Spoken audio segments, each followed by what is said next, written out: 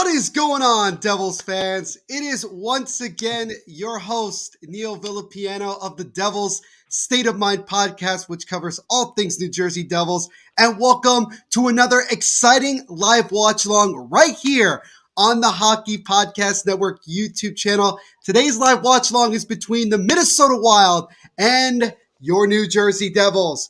Yeah, I was going to say, Neil, and I have to cut in here. New Jersey fans, there's some Wild fans here. I mean, look at this comment right off the hop. Josiah, yo, I'm hype for tonight's stream.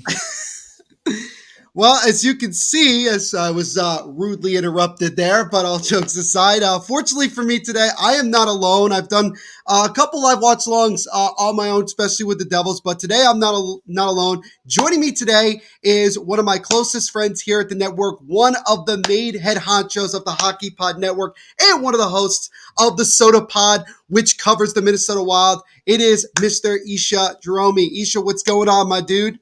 What's up? What's up? Happy to represent the Minnesota Wild tonight here live on the Hockey Podcast Network YouTube channel. Thanks for everyone joining us right off the hop. Mad Mike, of course, chimes in here. And we'll get into all of this momentarily, saying, well, it looks like Carmen Sandiego stole the Wild. Josiah's in the stream. So again, thanks to everybody joining here tonight. I mean, Neil, we had to postpone a little bit here. Yes. Yeah. Let's get into why, because this is crazy. Yeah, so at around, I want to say it was like 6:30, 6:35, we got word, well, at least I turned on my TV to watch the game and watch the pregame show, and they were showing on MSG, which is where you can check out the Devils game. They were showing a bus pulling into the arena, which I was like, that's really random. What is the reasoning behind that? Well, we found out a few minutes later that apparently the Minnesota Wild got stuck in traffic because of the Holland Tunnel in New York being closed. So I'm assuming they had to go through the Lincoln Tunnel to get over here from New York, heading over to Jersey to play this game. And the Devils announced that this game is going to be starting at around 7:33, which Isha and I talked about before we got on here, that's a very specific time that we're starting this game. But at the moment, both teams are finishing up warm-ups. But yeah, this game technically should have been underway by now. But here we are just waiting for this game to start. And we do have some time before this game starts. By the way, this live watch along and everything that we do here is sponsored by the awesome people at DraftKings Sportsbook. You can see it down below. Make sure to use the promo code THPN when you sign up. We would appreciate it. So, Isha, obviously, you have some words about this, but for those of you that live here in the United States, tomorrow is Thanksgiving. And obviously, I'm looking forward to it. I have a couple of family members I haven't seen in a very long time, obviously because of the pandemic, that are coming over here. Looking forward to it. It just kind of signifies, more or less towards the end of November. And, right after tomorrow, basically Friday, everybody's going to be in Christmas mode, which is basically the situation that we're in. It's so funny because I'm Canadian, actually, despite covering and repping the Wild here. We've already celebrated our Thanksgiving, months ago.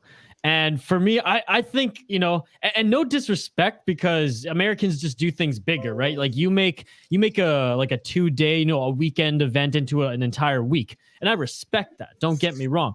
But it's too damn close to Christmas, like you said. Like Christmas stuff is already up in stores. When we celebrate Thanksgiving, we actually care about Thanksgiving. The stores have Thanksgiving stuff. It's bringing in the fall season. We have all that stuff in stores. I mean, you just coming off summer, you're turning on the ovens again. You're baking pies. You switch from beer to cider. Like it's just a beautiful thing. And it's just very weird as a Canadian. Though again, respect it, not surprised. You guys do things bigger there in the US of A. I just want to address some of the comments coming in here. I mean, we're so happy that everyone's joining the stream right off the hop here in our little pre-game show due to the game delay. But Joseph, what's up, says, let's go Devils. Josiah, Josiah's awesome. Go Minnesota, go. Molestar 42, thanks for returning, my friend, saying hi. Let's go Wild. Look at Audra Martin. The game has not begun yet. on my stream. So I don't have the local broadcast here, being in British Columbia, Canada, though I do cover the Minnesota Wild on the Soda Pod. But I've seen Audra Martin. She's beautiful. Yes. Devils have Erica Walker, so I mean we got and she's very beautiful as well. So Josiah, so hyped for Christmas, especially the World Juniors Championship. Yes. And for us Canadians, I don't know if it's the same in the United States. And for me personally, like the World Junior Championships is like part of the holiday season. And for me, like my family, they're not huge Christmas. Like they don't celebrate Christmas too big. I have some family who do, some who don't. So the World Juniors is my Christmas, Neil. Yeah. You know, because my friends, for the most part, that's who I celebrate Christmas with. My family, very small scale. But World Juniors, I mean, that's my holiday. That is my holiday 100%. Tommy saying from Minnesota. Go Minnesota, go! I love it. Wow, I love it. Come on, guys. There's got to be some other Devils fans in here, boys. Come on, Let me hear it. I know there's some people watching. I know for a fact. No, I have people that are watching this. No, there's a few in here. Tommy actually saying he's Audra's neighbor. So there you go. There you go. You must live in a nice part of town. Shane Paul, you guys show the game on here too. We will show highlights and stats and all that stuff in real time. Check the comments if you want to watch it. So obviously this is an interesting game because you look at the Devils, they haven't played since Saturday, which was a dramatic victory, a 5-3 victory against the two-time defending Stanley Cup champion Tampa Bay Lightning in Tampa Bay, mind you, after being down 3-1 to start the third period. So the Devils are coming in with a lot of confidence, a lot of excitement. But there's one thing that has kind of, let's say, tainted the excitement over the last couple of days, and that is the fact that the Devils officially released their third alternate jersey, and they finally decided to do something that the Devils fan base have been asking for years, and for me personally, I had warned Devils fans about, but they did it anyway, and that is to make a black jersey. And let's just put it this way. I don't hate it, but I don't love it either. I'm 50-50 on it. I still want to wait to see what it looks like when they're played in a game, which I believe the first time they're going to be doing that is December 8th when they are at home against the Philadelphia Flyers. But Isha, obviously there's been a lot of people over the last 48 hours that have talked about the jersey that have had words to say about it. And you can go check it out in the comments section, our pinned poll question for everybody to say which jersey do we think is worse, the Devils black alternate or the Minnesota Wild's Winter Classic uniforms. But Isha, what are your opinions of the black jersey that the Devils have decided to release? Look, I reflect your sentiment. Like I don't hate it. I don't love it. I'm not gonna die on the sword defending it. But at the same time, I don't understand the outrage that was. Again, I'm not in the market. I was actually surprised to hear that New Jersey Devils fans aren't super pumped on the Christmas, the Christmas version. And Isha knows if anybody's excited about the Christmas colors, it's me. Like everybody knows that. Like a lot of time, I wear that with pride. Well, and I love it. Going back to the black one, though, like I don't think it's a bad jersey. I don't think text is a bad thing. Now, is it? It's not creative. I'll agree there. 100%. But to say that it's a bad jersey, I don't know. It's college style. I mean, the Minnesota Wild, they had a text jersey that said Minnesota Wild, though I like the color scheme a little bit more. I have no problem with black jerseys. Like, Look at Team Canada's for the Olympics. Oh, I love those. I absolutely love those. I love the Blackhawks. And to be honest, I like the Brooklyn Islanders ones too. There's something badass about about having a dark colored jersey, especially when you go the darkest in black there on the ice. I mean, look, again, I can speak for Devils fans because I feel like here you go, Mad Mike speaking to grow on me. I'm waiting to see how they look on the ice, right? But I think I can make a better one, and I think I did last night. All right, well, hit me up on Twitter, Instagram, send me a picture, and I'll take a look at it. Yeah, I mean, look, the biggest thing, and I can speak for a lot of Devils fans, is simply this. The reason that we're upset is because this had potential. The black jersey had potential to look really good. We had seen a lot of people. I know a lot of fans that have sent me pictures of their own designs, and a lot of them have looked good. A lot of them have. And I showed a couple of them in the last stream that I did during the Devils Lightning game. But I think when you look at what the Devils decided to go with, you like the concept, you kind of like the idea, but at the end of the day, it doesn't really look like they gave it like the full effort, so to speak. Talking about it from Adidas's perspective and also the Devils' perspective, because they had to be involved in this.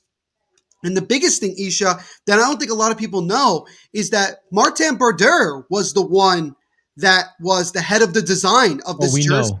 We all know. We saw the promo. So, I don't know if that's going to hurt his reputation at all. Considering how people have felt for the most part about the jersey, but like I said, it all depends on what. It really all depends on what happens once they actually wear them. And we do have a little bit of breaking news from the Devils' perspective. Ty Smith is actually going to be a late scratch for this one. Colton White will take his place, and it'll be Ryan Graves, Dougie Hamilton, Jonas Siegenthaler, PK Subban, and Colton White and Damon Severson as your defensive pairing. So kind of a surprise. Ty Smith is going to not be playing. Not sure if he's hurt or if Lindy Ruff is benching him to kind of get him going because he's been struggling of late. But that's that. But yeah, as far as the jersey is concerned, I just want to wait and see what happens once they actually wear them on the ice. Yeah, exactly. And here's Sean. I like the lettering and the numbering on the back. That looks really good. I will give him that. I mean, it's hard to screw that up. But Sean Koskov, only bad thing about the Winter Classics for the Wild or the weird leather patches. I like that. For me, that's classic. It looks good. It's classic. I just think they had the stripe on the top was just a little bit too much. Sean's saying Team Canada's leaf looks like a turkey's butthole. That's been going around Twitter. I don't know if Sean, he probably did. He probably saw me bitching about that earlier today on Twitter, which is why I brought that up. But I don't see it. I refuse to talk poorly about the beloved Maple Leaf, and I think our Canada kits are insane. And once again, Canada up-ones the United States because the United States national team released their uniforms for the upcoming Olympics and Paralympics. And again, just like with the Devils jersey, this had potential. And you look at some of the previous years that we've made jerseys in previous Olympics. And to me, this looks like a soccer jersey. The United States usually kills it. Like this last round of jerseys kind of overall, when there was that weird like fade on the bottom and on the arms there, like I haven't been a fan of that. And like the Olympic athletes have been doing it. Yes, the Olympic athletes of Russia. Czech has been doing it. Finland, they've all been doing it. I just don't like that style at all. But pre that, I mean, USA, it's hard to screw that up. Especially if it's like Ranger style USA, like some of your classic Olympic runs. Yep. I expect more from the United States. Canada, like they've had some that are okay. Like Canada sets the bar pretty high, and their classic one we've seen enough. I like when they get a little crazy with their designs, and this one I still think like overall, all three. Yeah, you can get nitpicky here and there with a color of a stripe or whatever. But overall, I think they're beautiful. And I think the black ones, man, like what a statement. I love the black gloves all around too. Dude, black gloves with the white, red, and black jersey. Like that is badass, dude. And I saw somebody that said like, Canada really needs to stop with the whole black uniform. And I'm like, why? It works. It looks so good. It looks so good. By the way, my buddy Jack here predicts a 3-2 Minnesota win. He says, I'm missing the Canucks game. Yeah, I'm missing the Canucks game tonight to watch a delayed New Jersey Devils, Minnesota Wild, which I'm excited to watch the Wild because the Wild have come off, despite the 2 losses, I think a successful run overall in Florida. I mean, they got a point out of one of the games, 2 games that, you expect to win every game, don't get me wrong, but these are the top of the league. The Minnesota's been cleaning up in their division, which isn't the strongest division this season. And they played very, very well against the Tampa Bay Lightning. And again, very well against the Florida Panthers as well. I mean, the Lightning one was close. They came back in that game. Florida was just back and forth. I mean, we know what the Wild are. They're not a Stanley Cup team, but I think they're better than a lot of people expected they would be this year. And I mean, respect to them being where they are in the standings. Yeah, they're a very, very difficult team, and the Devils are going to have their hands full in this game, with some of the talent that they have, particularly, a guy like Kirill to throw Kaprizov. Well, speaking of, Neil, check the comments here. What's up, guys? It's Kirill's brother. Oh, there we go. There we go. I hope Bud can score tonight. Look, always looking for another Kaprizov goal. Everyone in Minnesota, and in some games it's deserving. I've been pretty critical of him. He still has 18 points in 18 games. Yeah, he may not be on a 30-goal pace because he's got 5. He's got 13 assists, and him and Zuccarello, They've been playing very well together. Ryan Hartman, he's scored. I think he's leading the team with 9 right now. He Yeah, is like 9 goals. the scoring is up and down the lineup. That is crazy. That is D-Pen, does anyone else cringe listening to the GG ramble on Minnesota feed? Minnesota 4-3. Thank you for your prediction, D-Pen. And you know what? At times, yes. I'll answer that question there. Mad Mike says delayed because of the work on Carmen Sandiego. Well, what does that mean, Neil? Am I missing something here? No, just you understand. Mike is a big music guy. And I like that. I honestly don't know 100% what he's talking about either. I'm laughing because Mike is always in the comments, always got something good to say, which always makes me laugh, and I appreciate it. The real question, Mike, is your hair longer than mine? Because mine's pretty long these days. No. I can tell you that with certainty it's not, but here we go. We had some more comments coming in here. And we appreciate all the comments, by the way, guys. Keep it going throughout the night. We'll try to get to as many as we can. Kirill's brother apparently snuck into his account there since his name is Kirill Kaprizov. So, hey, smart guy. There you go. Very unlocked. Thank you for joining. Subscribe to the channel, Kirill's brother. Drop a like on this video. And we're trying to... How close are we to 500 subscribers at this point? We're getting there. I think we're like 460 something, so we're getting there. So like I said in the last stream, guys, we're trying to get to 500 subscribers by the end of the month. I mean, look, we have another week or so, and there's not saying we can't get there. So if you guys know somebody who's a big hockey fan, or you just want to share this out, share it as much as possible. Like, subscribe, punch that notification bell so you don't miss any new content that we post on here, any other live watch-alongs that we do. We do a lot of these. We're going to be doing a lot more, Winter Classic, outdoor games, Olympics. Playoffs. It's going to be. Look at this. It's going to be crazy. Thank you very much. Boom. We appreciate it. Boom. So from obviously, like I said, Isha pointed out, he's a little bit delayed on his, watching this game, but the Devils and Wild are just about ready to drop the puck. Mackenzie Blackwood, 3-1-1 to start the year, is in net for the Devils, and it's Cam Talbot, who is already playing in his 15th game of the season, will be in net for the Wild. He's 9-5, looking for his 10th victory of the year. Jesus Murphy, Thomas Tatar, anytime scorer, is a lock tonight. Well, he's only got 2 goals on the year. He's off to a slow start scoring-wise, but, he's been able to produce a decent amount as well, points-wise. So I would definitely love a Thomas Tatar goal as the puck is dropped at the Prudential Center. We are underway. So we'll see how both teams, Isha, react to about a half hour or so delayed start to this one. Yeah, I'm excited for this one, Neil. Again, thanks to everybody who's tuning in live. It's a comment-driven stream, so get your comments in. We'll show them all up on the screen and address as many as we can. So what I usually do, at least, when I watch, the Devils in particular, is I try to see the first 5 minutes or so how the game kind of gets under, how the team comes out, what type of player they're going to come into this game. And one of the things that the Devils do have to obviously get better at is the penalty kill.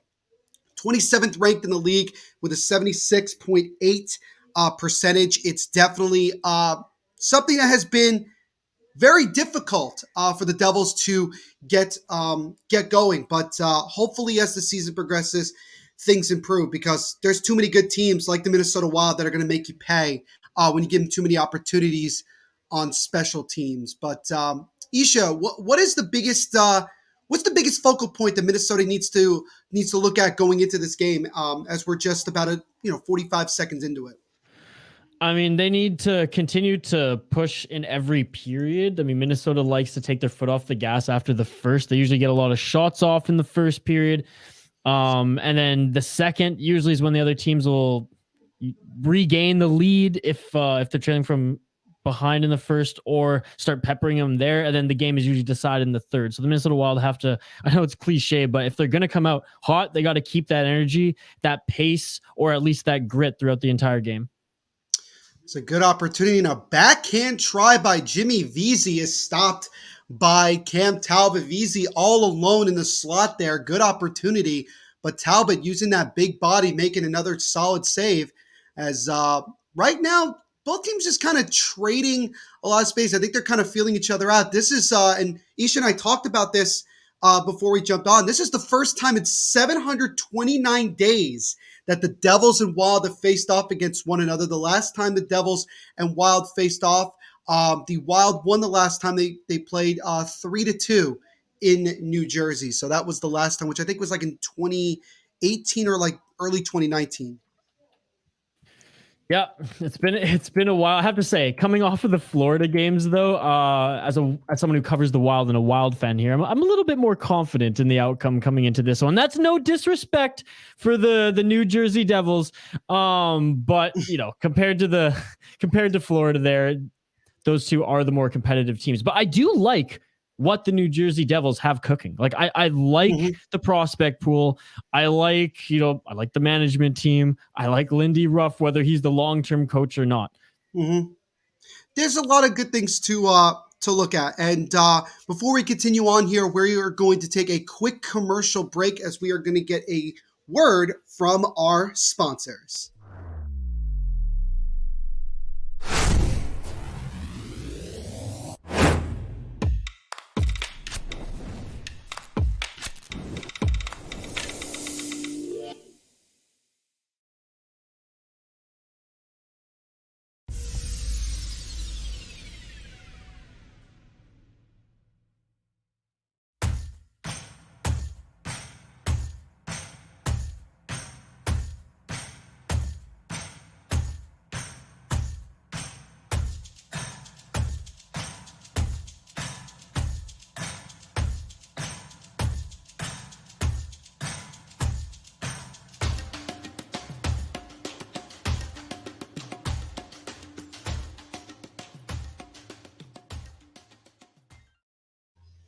So as always, shout out to our sponsors at DraftKings Sportsbook for sponsoring this live watch along and everything that we do here at the Hockey Podcast Network. Make sure to use our promo code down below, THPN, when you sign up. So we're about 3 minutes or so into the game, and the Devils have had a couple of really good shots, but so far, Cam Talbot has come to play.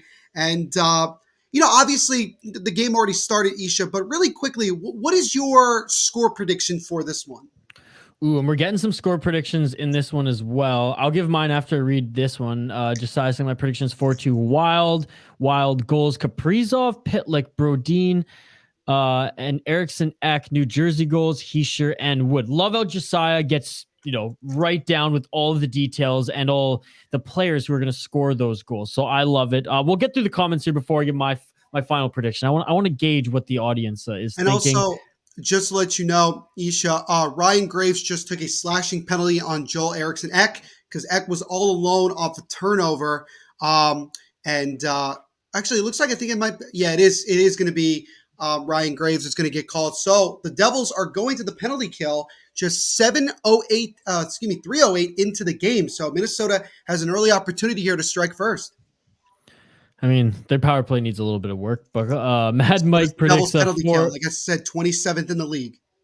Yeah, 4-3 Devils win. RME, let's effing go Devils. All right. Kirill Kaprizov, let's go Wild. Dude, you like Lindy Ruff? What? Hey, I'm not a Devils fan, but I've liked Lindy Ruff throughout his career. Yes. Lindy Ruff is better than any. Look who's wearing which jersey, man. I'm not the Devils expert here. Lindy Ruff is better than most of the guys that we've had in the last couple of years. So I mean, agreed. Molstar gonna finish work, then I'll be back. All right, man. Thank you very much. Excited to have you back. Sean, good question here, Sean. Why did they call up Addison if they aren't going to play him? Yeah, especially like trying to get him to Florida so quickly that he didn't play, and I'm really surprised he's not playing tonight, actually, as well. Kirill says 31 Wild, 27 goals by Kirill. Hey man, if that happens, you should only 27. You should put a futures bet, or you should put a bet right now on DraftKings. Use promo code THPN because with the odds of that happening, right? I mean, you're gonna win big even if you drop a little bit on that. Josiah liking that one as well. Josiah didn't like that one. So about a minute into this power play, the Wild have had a couple of good opportunities. Kaprizov was just in the slot, and he took a good shot right into the chest of Blackwood, but he made the save. So far, Blackwood, it looks like both goaltenders early on here have definitely come to play, as now Yanni Kuokkanen takes it away for the Devils. he's able to clear it out. So the Devils are finally able to get a change with about 50 seconds to go on the power play for Minnesota. Yeah, keep up the comments, guys. We really love the you guys talking to us. Means a lot to us, and we appreciate the banter. It definitely keeps us going 100%. Sean saying odds of 27 goals 50-50. Either happens or it doesn't. I mean, Sean. So what is it? It's either 27 or 0. Sean, you're a beauty. I think Kurill's brother has a couple of other comments that he'd like to share. Yeah, I mean, Kirill, you don't have to spam us here, man. We'll get to your comments. Andrew B, hey guys. Andrew. I think Andrew's actually been in a couple of watch-alongs that I've done.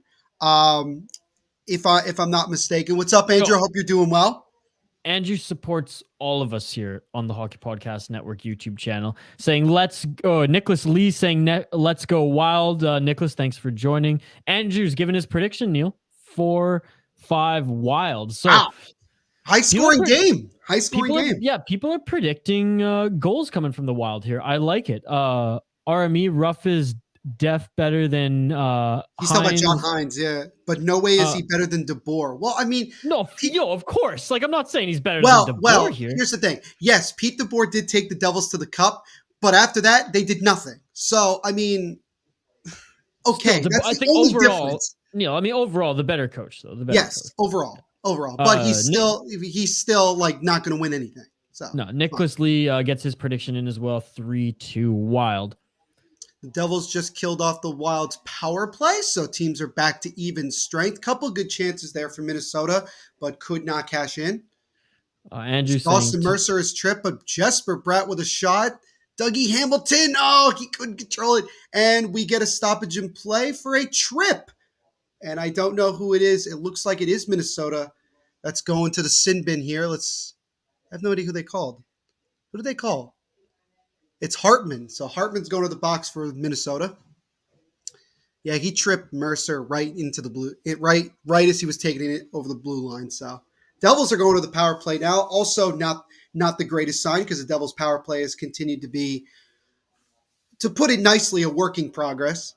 So I mean, the whole team is right now. Hunter and Devin, let's go Devils, baby. Oh, there we go. Got some more Devils fans here. You love to see it. Let's keep it going, guys. Nicholas, no contest tonight. We actually gave away the hat, but we have another one. We have another few coming up very, very soon. So stay tuned for that. Next Canucks game, 100%. Expect all Canucks games, Wild games here and there.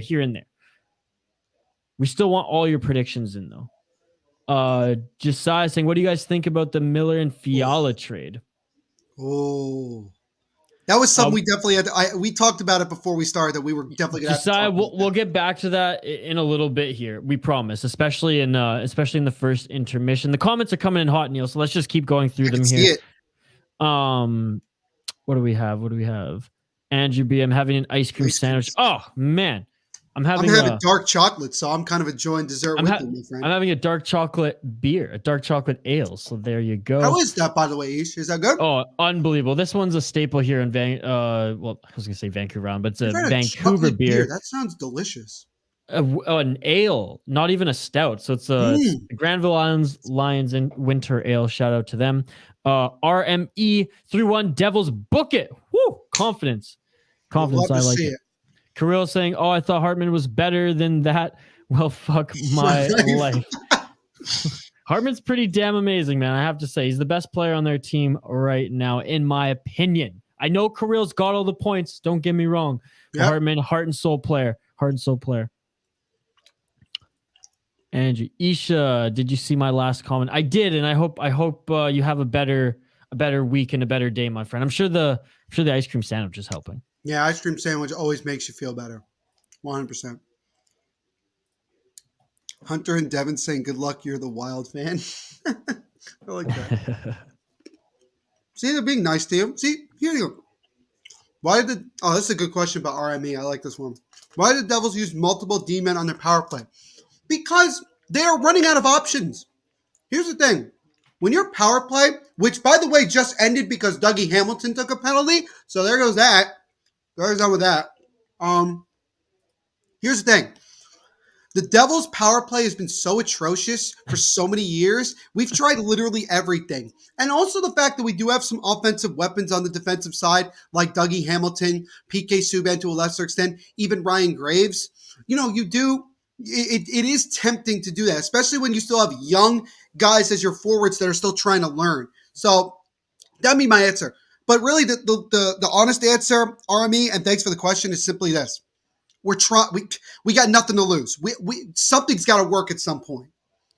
Oh man, some of these comments are hilarious. Well, I'm loving it. Kirill Caprizo says, "Can I get a hiya?" Oh yeah. Yes.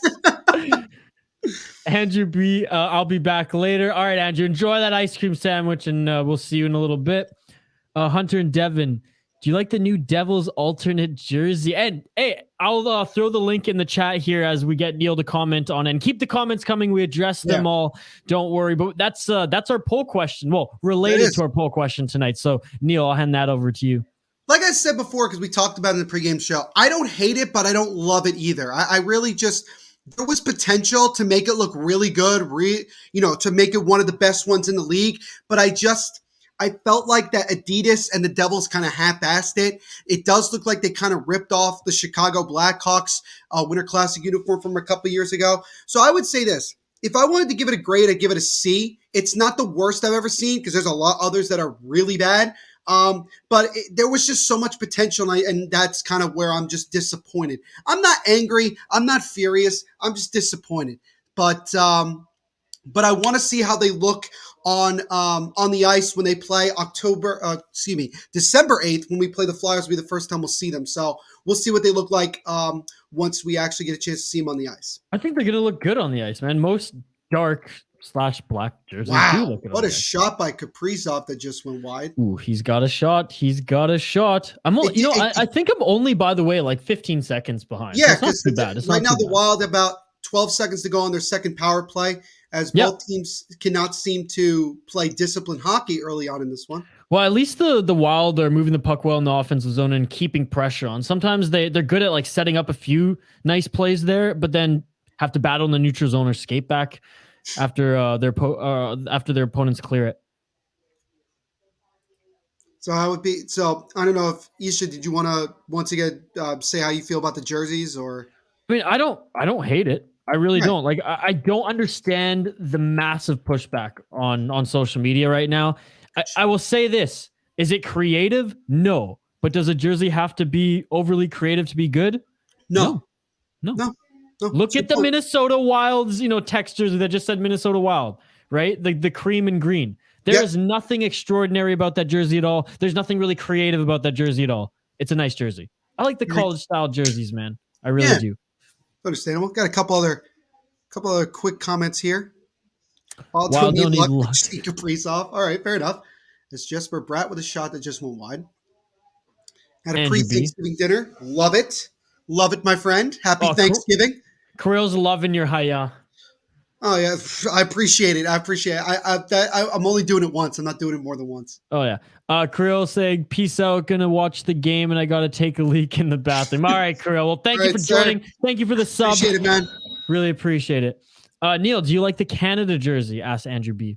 I think in general, I love it. I mean, I think that the logo is not like 100% phenomenal, but like it still looks good. The black jersey is the best out of the three because it just looks good. It looks clean, and Canada, I think, just does a good job in general with that. So that would be, so in general, I would give it like a solid A, honestly. Me too, man. The only thing, and I'm not being biased being the logo. Canadian. I don't know what it is, Isha, and I don't know if you agree. I don't know. The logo just seems like kind of, I don't know how to explain it. It seems like there's a lot going on there. If you say Turkey's asshole, I'm going to jump off this stream right now. Oh, no, I'm not saying that. I'm not one of those people. I'm saying that I just feel like a lot was bunched in together at once, and it just kind of looks. Dude, it's a leaf. I know, but I wanted to look like how much. How crazy do you guys expect us to get? It's a leaf. Yeah, have you seen the amount of designers on Instagram that make their own jerseys? I think that should explain it all. They're like armchair GMs, man. Hey, you know what? They're pretty good at their job, though. No, I know. I'm just being cheeky. Hunter I Devin, like them, and again, no bias there. yeah. Like I really do like them. If we're gonna get super picky, is there one stripe that maybe should be one color? A different color. Should a white one be red? Should a red one be black? Sure, but that's to each their own. Yeah, I love when we all do this. I love Army when we're like saying, nitpicking about these things. appreciate the show, have fun, boys, and let's Thank you, go, RME. Devils. Appreciate it, man. Thank you so much. Hunter Devin actually said in the comments they're going to the game that I mentioned before when the Devils take on the Flyers on December 8th.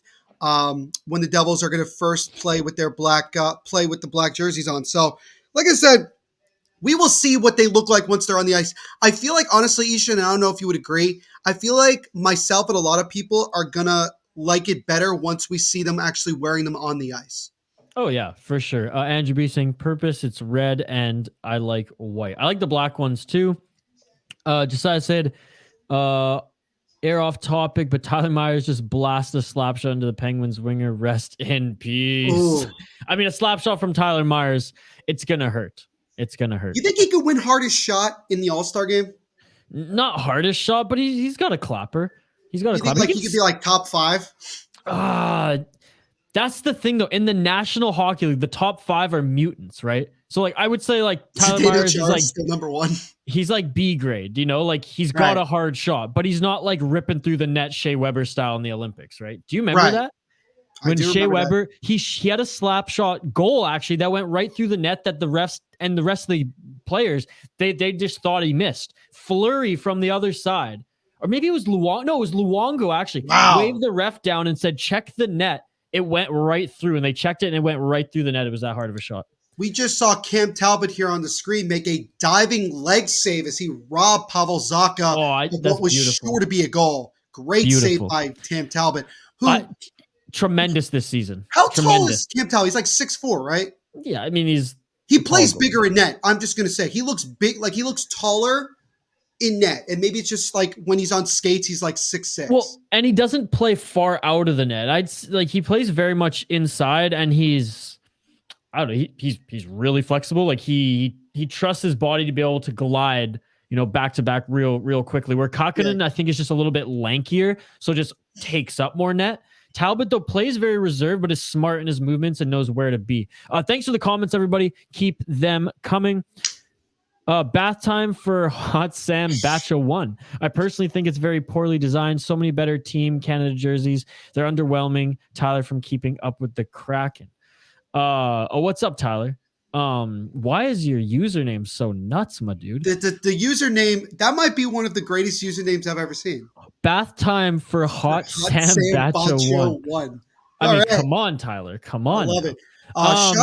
I don't think it's lazy. 13-6 Devils right now. The Devils have really in the last couple minutes have been peppering Cam Talbot with shots, but he has come to play this evening as he stopped all 13 so far. I don't like how MSG Plus and the Wild showing the shots. Oh, there we go. We go. I don't know who is it. Dmitry Kulikov. God darn it, that's exactly who it is. So former Devil from last year, Dmitry Kulikov from the point, is able to score, and the Minnesota Wild, on just their 7th shot of the game, have given themselves the early lead here at the 7:50 mark. So actually, excuse me. I believe it was Hartman that scored. Oh, with the tip. No, it's Kulikov. No, wait. Let me see. Kulikov takes the shot. I want to see this again. It is Hartman. Hartman deflected it in front. I love it. I love it. Ryan Hartman gets the 10 goals. 10 goals of the season. We'll show him some love here. Well, I mean, that was fair enough. You like that? Getting a little fancy. Oh yeah, it's lovely. As Kaprizov with a good backhand try was stopped by Blackwood. But yeah, I mean, look, it was just a nice goal. Good deflection in front. You had 2 guys in the slot as a good opportunity right there. As all of a sudden, the Wild have woken up after that goal. They've had a couple of good opportunities, and for Ryan Hartman, that was his 10th goal of the year. So Hartman continuing to have a very strong season. 10th goal, 14th point. Now he's second in scoring behind Kirill Kaprizov. Going back to the comments here, Josiah commenting on that save that you mentioned earlier as well. Oh my God, what a save. My boy Shane, with by the way, Shane drinking some Granville Island winter ale. I know you like those.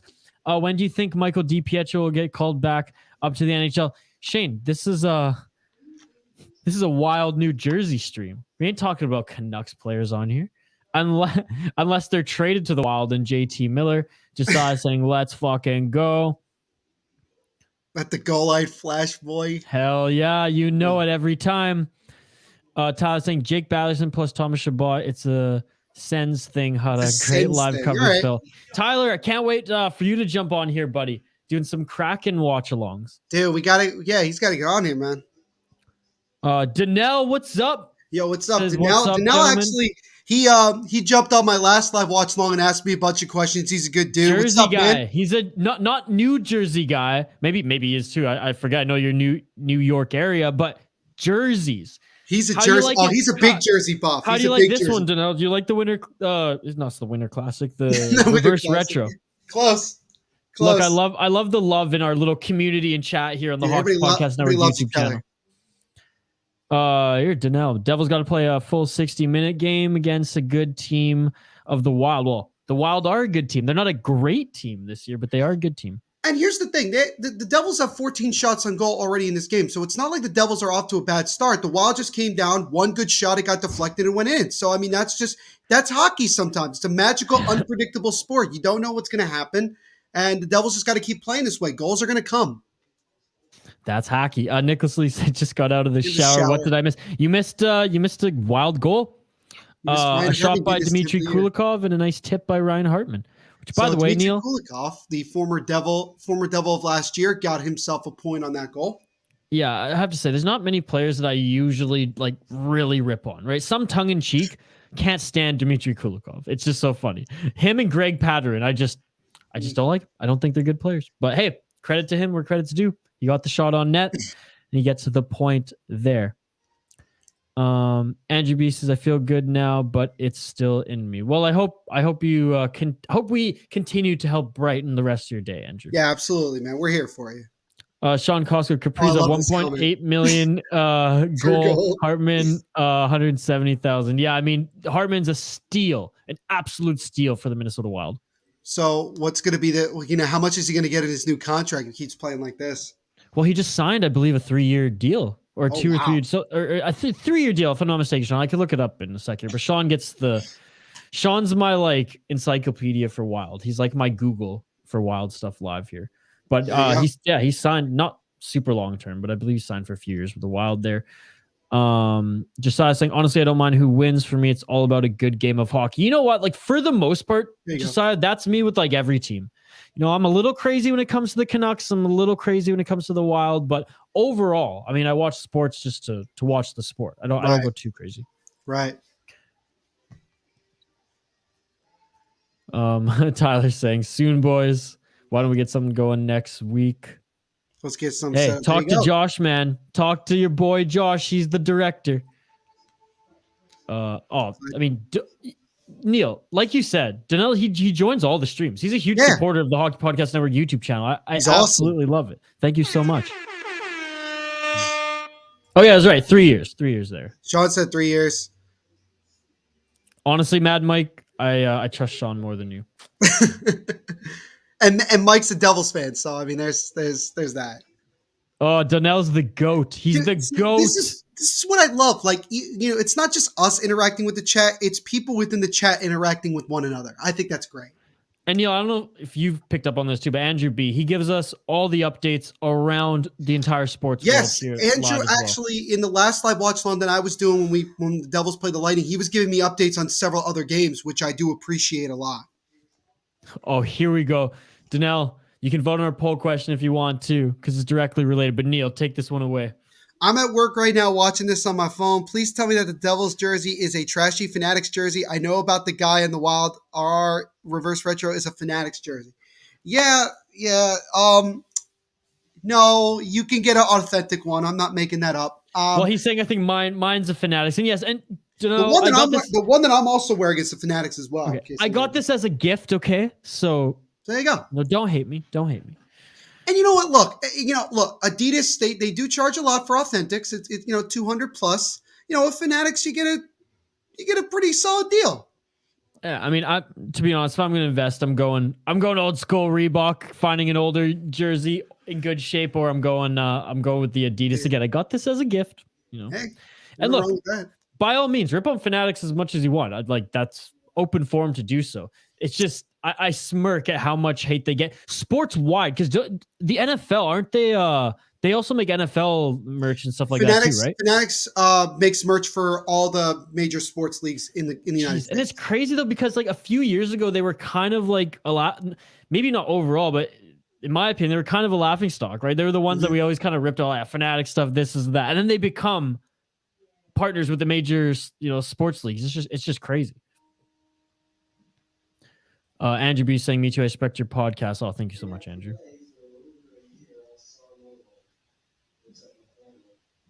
Neil, I wasn't there the last stream, so the one before maybe. So I think it was the one before. Okay. I know because he was doing one of them. Andrew, were you on the one when I did the Rangers Canadians game last week? Because I did that as well. So I've done so many since we started doing this. I don't remember which one is which at this point. So I do apologize. But also, Isha, just to give you a fun fact, the Devils have not lost ever since I started doing the live watch-alongs. When I do Devils games on here, they have not lost a single one of them. So, you're a good luck charm because when you visited Chicago a couple weeks ago, you went to every Chicago Blackhawks game that you went to. They won. You ended the losing streak, if I'm not mistaken, or extended the win streak. They were on a losing streak going into the game, and then they won both the games they played. That I was there. They beat the Predators and then they beat the Penguins. So, and ever since then, they've actually been playing pretty well. Danelle, you're the GOAT. The GOAT. You love to see it. Okay, Angie B. Yeah, he was. Yeah, he was at the Rangers Canadians game I did, which was like crazy because that was like a fight-filled night. There was like 4 or 5 fights in that game. It was nuts. Dude, you're lucky then. Going live and watching fights, man, that's where it's at. That's some junior hockey. When I grew up watching junior hockey, man, it was on another level. Like these days, like junior, especially the CHL, they've limited the amount of fights that players can have. Man, watching the old school WHL, like you Americans don't understand. Like it was a complete madhouse. It was nuts. Oh man, I love the comments, guys. Keep them. Dude, the comments are great.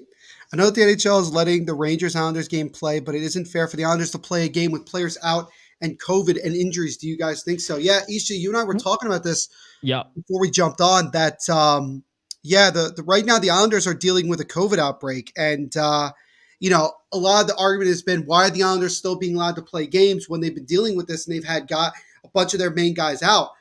Look, at the end of the day, the NHL doesn't want to be put in an uncomfortable position, especially also with the fact that they are considering going to the Olympics this year with their players. They just don't want to be in a really bad position where they have to start canceling or really, making the schedule a lot tighter because of this situation. But it's a tough break, and unfortunately, we'll have to see what happens after the game, if anything is taken effect. And the Islanders, who have gotten off to a rough start this year, they're pretty depleted, with injuries and also with the COVID outbreak. So it's a tough situation all around. Put it this way, like if they have to call up half of their AHL team, then maybe the NHL should give them some leeway here and do a reschedule, because it's just like it's not fair. But it is a business, and I see where the NHL is coming from. Again, if it's almost like half the roster, then that's one thing where it's like, okay, for the safety of just the players and people who are recently exposed, like give them like a day or two, do some more testing.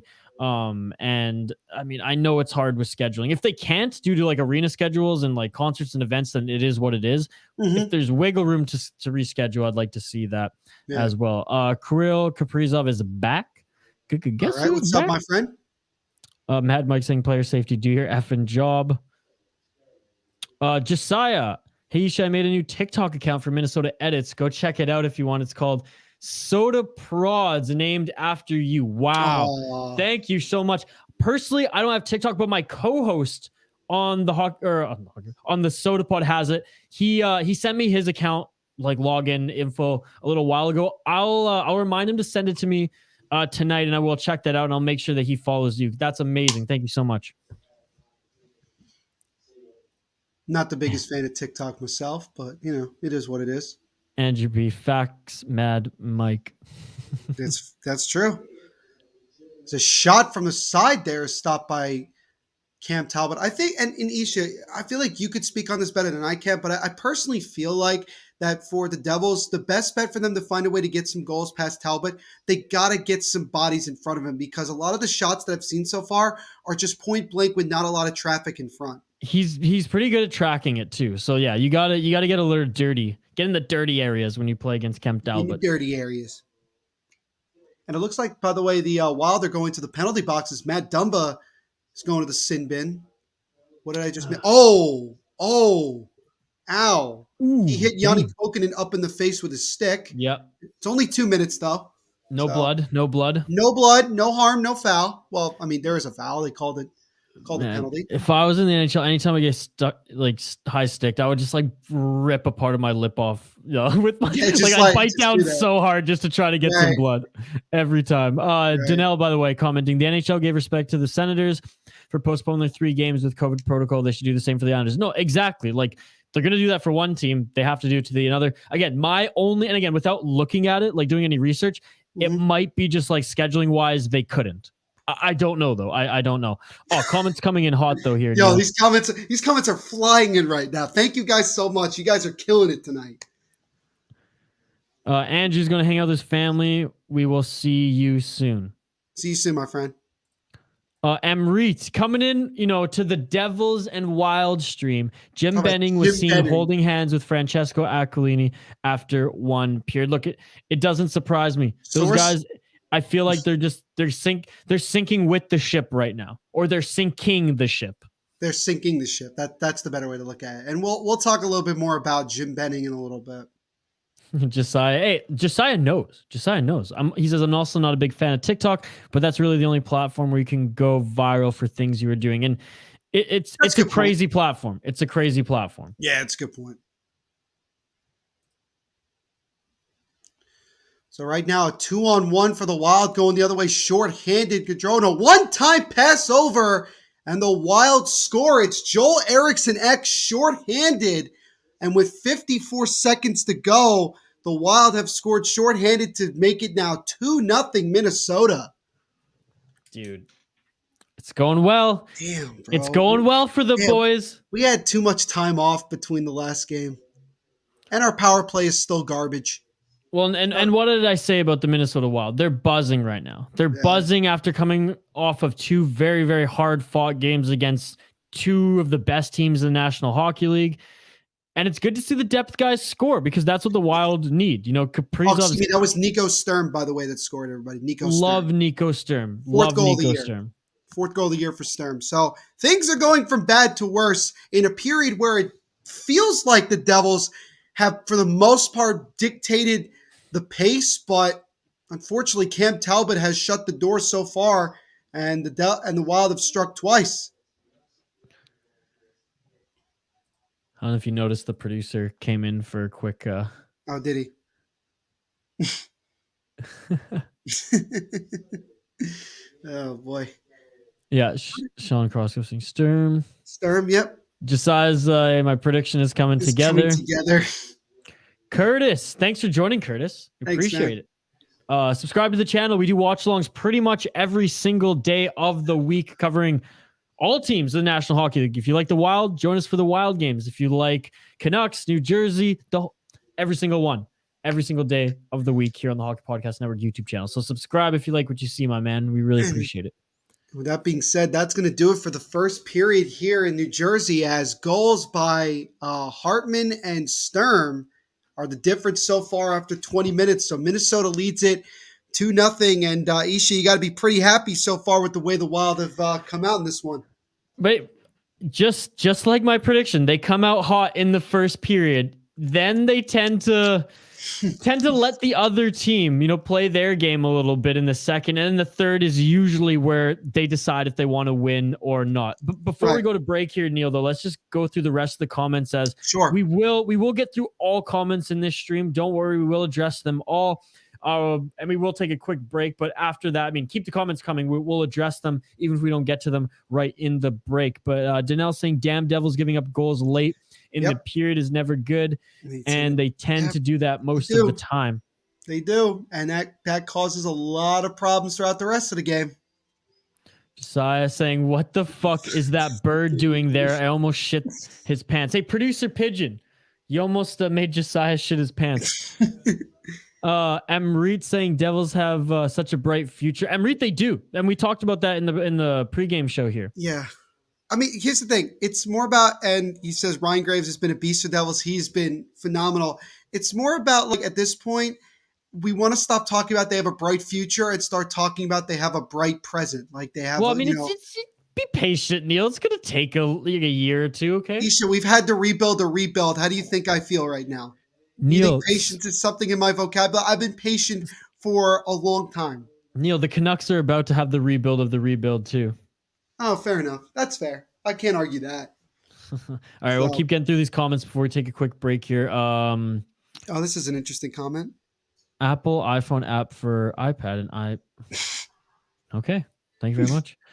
Nicholas Lee, let's go wild. Let's go, baby. Andrew B, the other guys you had, they're good, but when they had a break, it's a long time. Oh, you talk about the Seattle guys?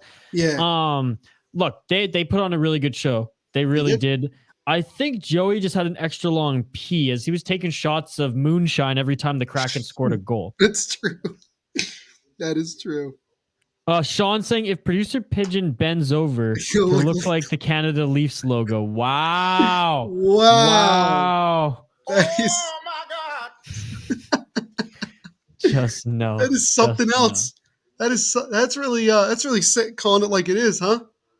That I'm not happy with that, Sean. Okay. I'm not happy with that. Isha, I think that's a good segue into a break. What do you think? Yeah, let's do it. On the other side, we'll run down the first intermission. We will run down the poll question. We'll talk more about the potential trade looming, or trade rumors anyways, looming around the Minnesota Wild. And we will continue to take all your comments, so keep them coming live here. Minnesota Wild, New Jersey Devils here on the Hockey Podcast Network YouTube channel.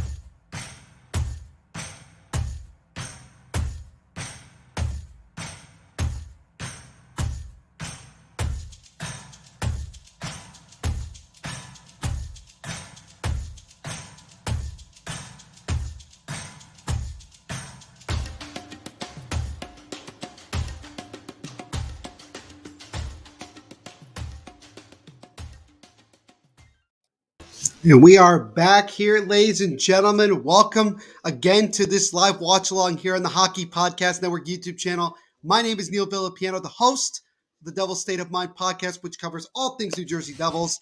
And as you can see on the screen as well, my good friend Isha Jerome, one of the hosts of the Soda Pod, which covers the Minnesota Wild. So, I'm laughing because I know. I was going to say we have a good comment right away as we come back. Just saying, Sean, producer Pigeon bends over. This play-by-play live stream will be mistaken for adult entertainment. Oh man, good old producer Pigeon. I used to produce the Soda Pod there. Oh, actually, look, making an appearance right here. Oh, there you go. There you go. The man is back. Producer is back. You love to see the man, the myth, the pigeon. What's Neil, have you never seen our producer before here? I have. I've interacted with him a couple times. Okay. Yeah. I know him pretty well. He's behind the guy. scenes, because the reason this all is possible because of that bird. Good. He's a good pigeon. He's a good bird. Very good pigeon. Not as active on Twitter as it once was. Josiah saying, "What's new, pigeon?" Not much. He says. Not much. But after the first 20 minutes of play here in New Jersey, despite the Wild having some trouble getting out of the Lincoln Tunnel as the Holland Tunnel was blocked off in New York, the Wild have come to play as they're up 2-0 after one, despite giving up 18 shots on goal to the Devils in that first period. But goals by Hartman and then a shorthanded goal by Nico Sturm is so far the difference after the first 20 minutes. Talking about it from a Wild perspective, Isha, how do you feel the Wild played overall in that first 20 minutes? Hey, man, they're up 2, so they're playing pretty well in my books. And a respectable 13 shots on net. So, yes, I get it. The Devils did pepper them, but the Devils, they were on the power play in that game, in that first period as well. So, the thing about with the Devils right now is I don't think they're high danger shots. Now, the Wild never really post that many high danger shots, especially if they outshoot their opponents in the beginning of the game. Mm-hmm. I said in the pregame show that I thought the Wild might outshoot the Devils in the opening period. They tend to do that with a lot of teams, even the elite of the elite. Mm-hmm. But again, they're not high danger shots. The Wild in this one, they've been a little bit more pinpoint accurate. Ryan Hartman with the great tip. I mean, Nico Sturm scoring a very nice goal. And that's the thing about the Wild is they got depth. Up and down the lineup, there's skill. Up and down the lineup, there's grit. And up and down the lineup, they play, for the most part, pretty responsible hockey. No, all those points are good. And I've talked about this several times on the podcast that you could have a lot of shots on goal, but it's not going to really mean anything if a lot of those shots are just, simple, easy saves for the goaltender, which I feel like a lot of the shots the Devils took were pretty point blank and easy for Cam Talbot to track and make the save. So obviously from the Devils' perspective, it's a couple of things. One, they got to find a way to create more traffic in front of the net on Cam Talbot because it's been way too easy for him so far.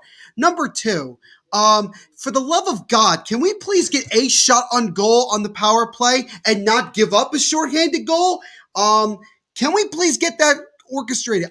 We have Mark Recchi as our guy who's in charge of the power play, and he continues to be a nightmare with this power play. I don't understand how we have this much issue with it, but, it's just incredibly frustrating when you have one of the worst power plays and one of the worst penalty kills in the NHL, albeit the penalty kill has actually done pretty well tonight. But look, it was a good deflection by Hartman in front with two guys standing in front of the net, and then a shortened opportunity, a great pass from, I forgot who made the pass to Nico Sturm. But guy made a good pass to Sturm and he scored on a one-timer. So, the Wild have taken advantage of the opportunities when they've been given. The Devils have not. But it's only 20 minutes and you got 2 periods to go and you're at home. And, no excuse. I understand the Wild might be a little bit better, but that doesn't mean the Devils can't compete. And you know what? The last time the Devils were down 2 goals going into a period, they came back and won 5-3 against Tampa. So, we may have to do that again in order to win this game. The Wild almost did the same thing the other night, although they went to the shootout there. That's true. It was Freddie Gaudreau, I believe, who had the assist there. Okay, so it was Gaudreau. And for his 8th point of the season, actually. So a good pickup for the Wild this offseason. I just love the Minnesota Wild's, 4th line, though. Mm-hmm. Brandon Duhaime, Bukestad and Nico Sturm. Nico Sturm very much, I mean, he looks like Bukestad and plays a lot like Bukestad, but he's a little bit more talented. German player who developed in the NCAA. Of course, the Minnesota Wild go that route. Is he definitely a Butte in your guys' eyes? Oh, yes, he is. So let me ask you this, because we talked about this in the pregame show, that the Wild actually have a couple of former Devils on their team. We mentioned Dmitry Kulikov earlier, but they also have a man with incredible flow. Maybe not as much nowadays, but certainly a man with a lot of flow. Is John Merrill. Isha, give me your thoughts on how John Merrill has done so far. From what I've heard, he seems to be a pretty good addition to this Wild defensive core. No, I haven't had a problem with John Merrill at all. I mean, he takes some questionable penalties at times, but at least it's because he's engaged. You know, they're not like Kadri, they're not Dumba, they're not PK Subban type penalties. They're penalties because like he's in the action, the stick will come up, or he's in the action and there's a holding or something like that. So I've really liked him. I mean, he's not, I didn't expect him to put up a lot of points, and I mean, he's got a respectable 6 on the season. So, I mean, offensively, I don't think that's why they brought him in, right? They lost Ryan Suter, they lost Carson Soucy. Goligoski and Merrill have been good, players to come in and fill those roles. Jared Spurgeon out tonight. And again, Sean Kosker brought this up earlier. Curious that Kalen Addison, former Pittsburgh Penguin draft pick, who was sent over in the Jason Zucker trade. I mean, I have high hopes for him to be the next puck-moving defenseman on this Minnesota Wild team. Again, curious that they called him up, and they've given him time in the past. Like he's had time last season. Yeah, he's had time this season already. I'm surprised that they called him up and aren't playing him in this game. I was surprised they didn't play him in Florida and as well.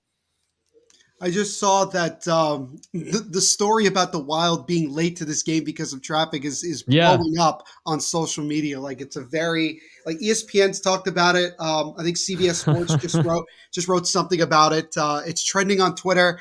It's definitely something funny, but it's a funny way for the Wild to end their road trip.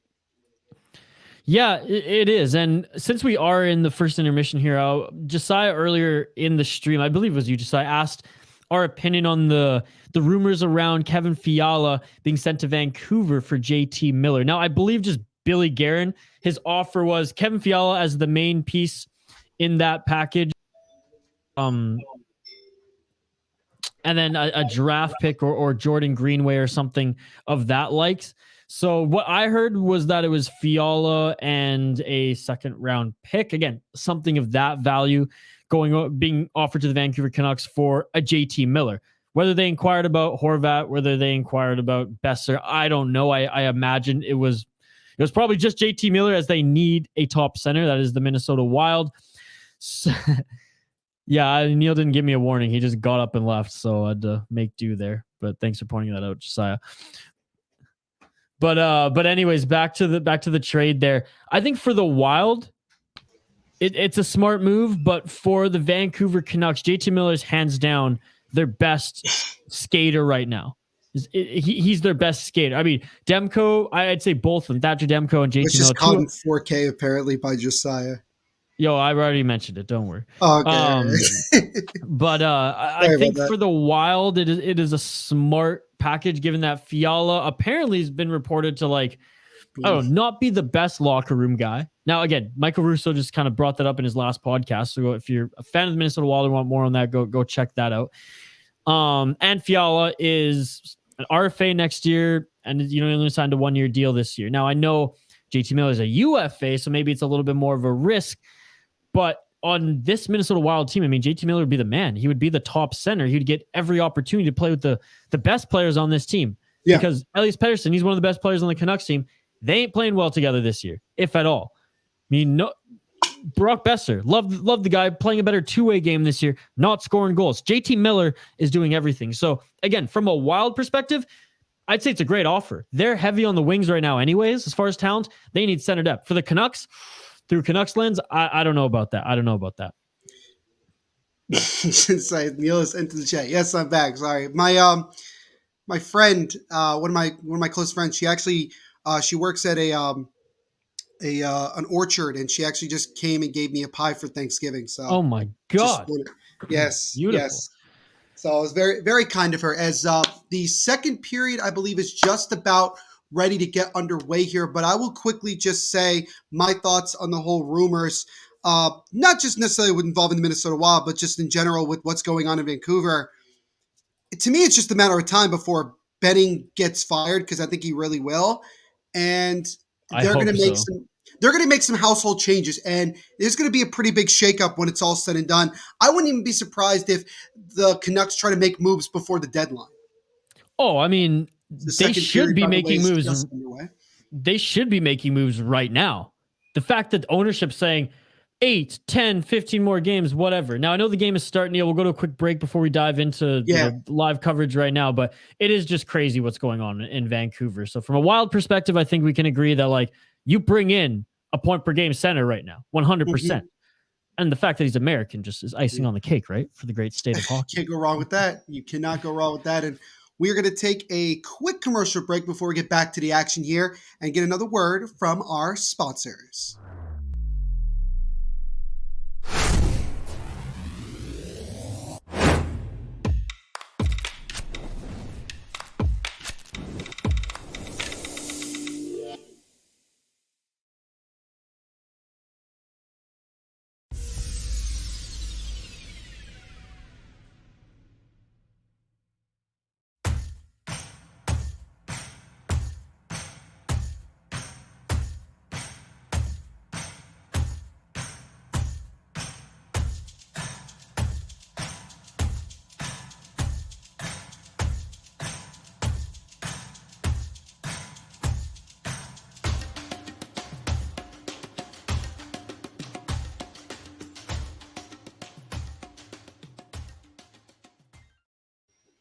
So as always, shout out to our sponsors at DraftKings Sportsbook for sponsoring this live watch along and everything that we do here at the network. Make sure to use our promo code THPN when you sign up, as a good shot in front by VZ is stopped and held by Talbot, who continues, Isha, to be the strongest point for this Wild team here this evening.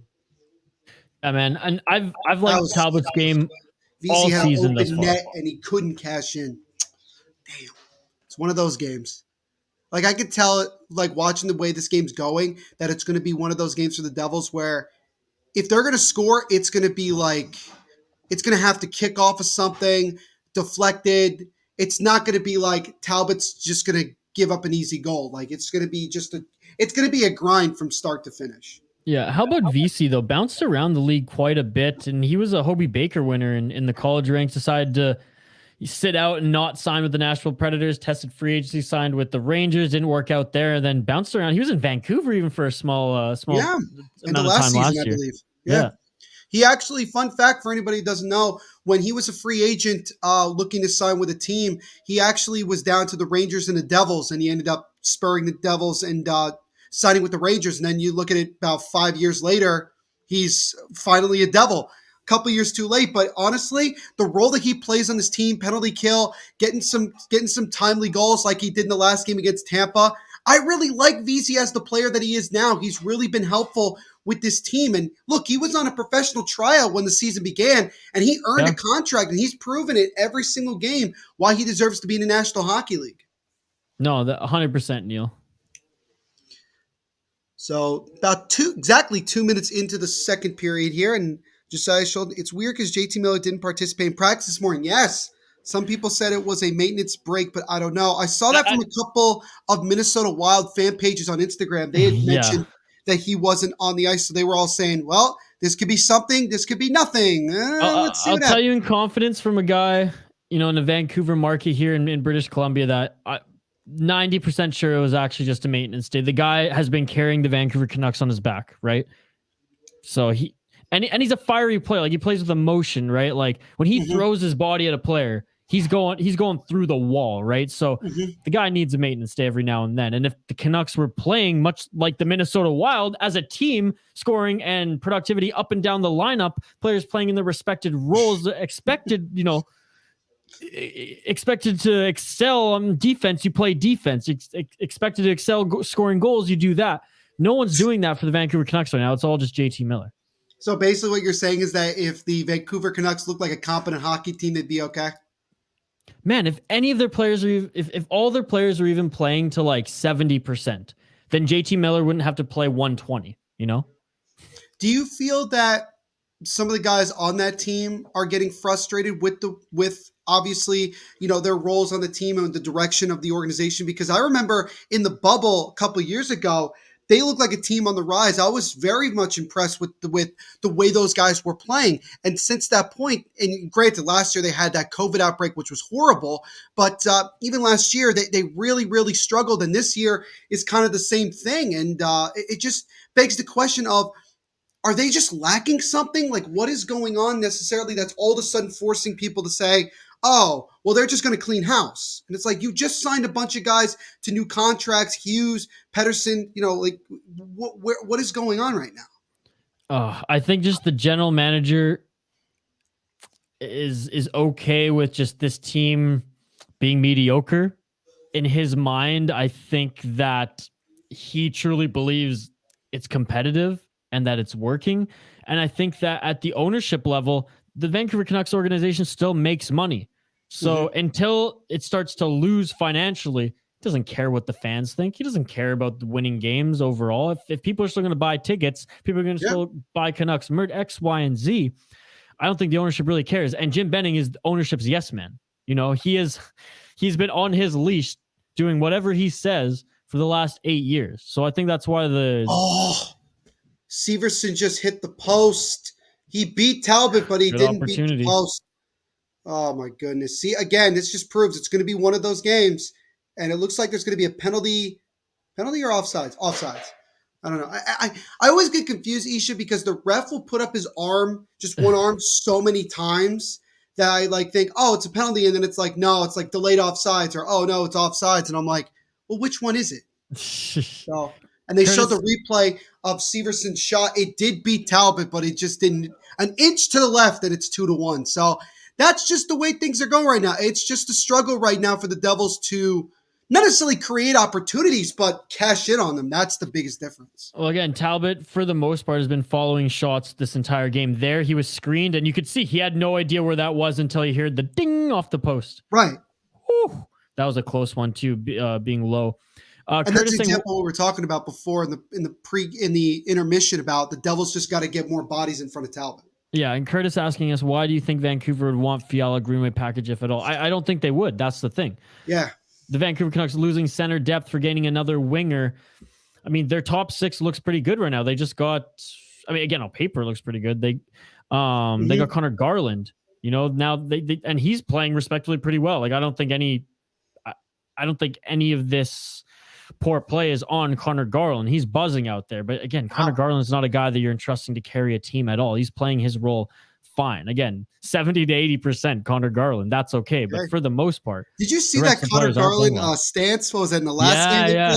That was I loved that. I thought that was great. I was recording one of the Soda Pod episodes and I had the Canucks game on the background, just background noise there to have, and that was distracting me actually from recording. Again, everyone, for anyone joining us here, it's a comment-driven live stream, so get your predictions in for this game or any of the other games going on tonight. Big shout out to everyone. Happy Thanksgiving as well. But let's keep the comments going here. It's a comment-driven live stream, so we will address them all. Yeah, and there's I think in total there's 16 games going on tonight. So it's nuts.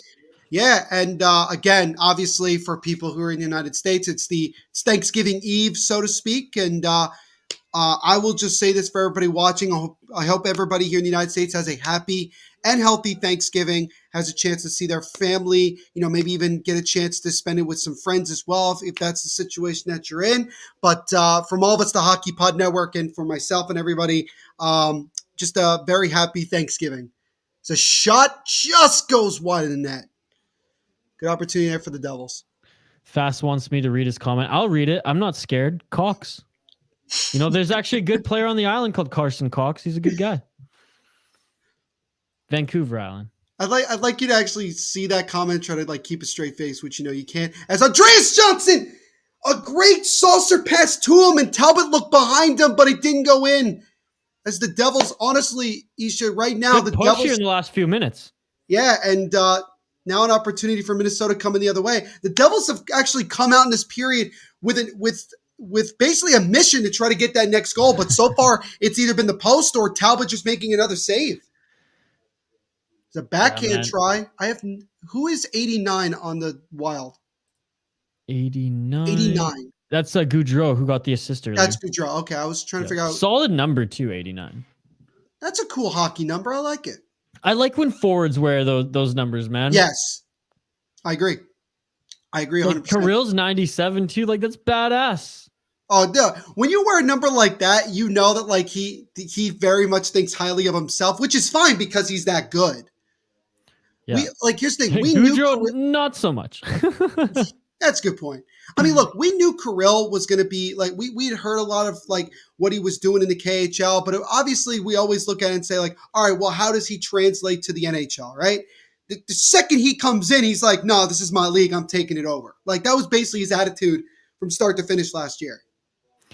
Curtis giving his prediction, Wild win 4-2 with one empty net goal. So I appreciate that even Wild fans are giving us the benefit of the doubt that we're going to score at least. Well, Wild fans are some of the smartest hockey fans. They're from the state of hockey. State of hockey. And they give credit where credit is due, right? Yeah. The New Jersey Devils are playing a good game right now. They're due for a goal, if not for Talbot. The shots are seemingly 7-2 being in God mode. The shots are 7-2 in this period in favor of the Devils. So that just tells us again, Isha, we talked about this. They have a lot of shots on goal, just not a whole lot of times where it's point blank. As Nico Hischier trips a Wild player right in front of the Devils bench, and so we don't score, and then the Devils are going to the penalty kill. So the Wild have a chance to take a stranglehold in this game, as it was Brodin that drew that penalty. And I mean, it was an obvious trip. It was just a bad penalty taken by Nico, and this is not getting any better. But a lot of hockey still have to play. We'll see. Yeah, I mean, look, if the Wild could score shorthanded, then the Devils are capable of doing it, which would obviously be huge. There you go. Maybe this will light up the chat a little bit. Thanks to everyone joining the live stream as well. We have a poll question on Twitter, which we will we'll throw the link here in the chat. We still want to take game predictions. We will address all your comments on this game, on the National Hockey League at large. Questions for us. We can dive into Thanksgiving talk as well, Neil.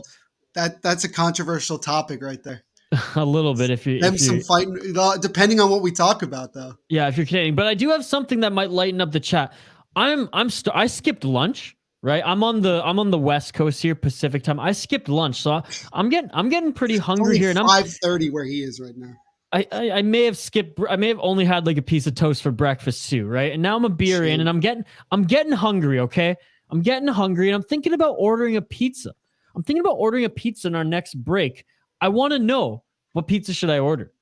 And I want people to give me suggestions here in the chat. What pizza should I order? Better yet, let's start just with like an empty canvas. What sauce am I getting? What toppings should I get? Okay. Look, I'll take all your suggestions, and shoot, I might even just go, like, if you throw like anchovies or something like that, I might just go there. And I'll show it off, because the delivery guy will bring it right to my studio door here. That's actually I have a lot of things. They're showing a quick replay of Andreas Johnson's shot of a good pass from Mercer. It was just a good save by Talbot. But my suggestion, honestly, would be probably sausage, peppers, and like extra cheese. That would be like my. Ooh. That would be mine. Maybe even. Are you a spicy guy? You like hot stuff? Yeah, I like hot. Curtis, my man, you either know me too well. No, Curtis either knows me too well, or he's a good Canadian boy, because Domino's sucks here in Canada, man. It's awful. It sucks in the United States too. No, Neil, you don't understand, man. You don't understand, because fast food in the United States, even if it sucks, it's still pretty good. It is so bad here. It is atrocious. You order no. Like, you order green peppers, you're getting one measly piece. It's ass. It's absolute garbage.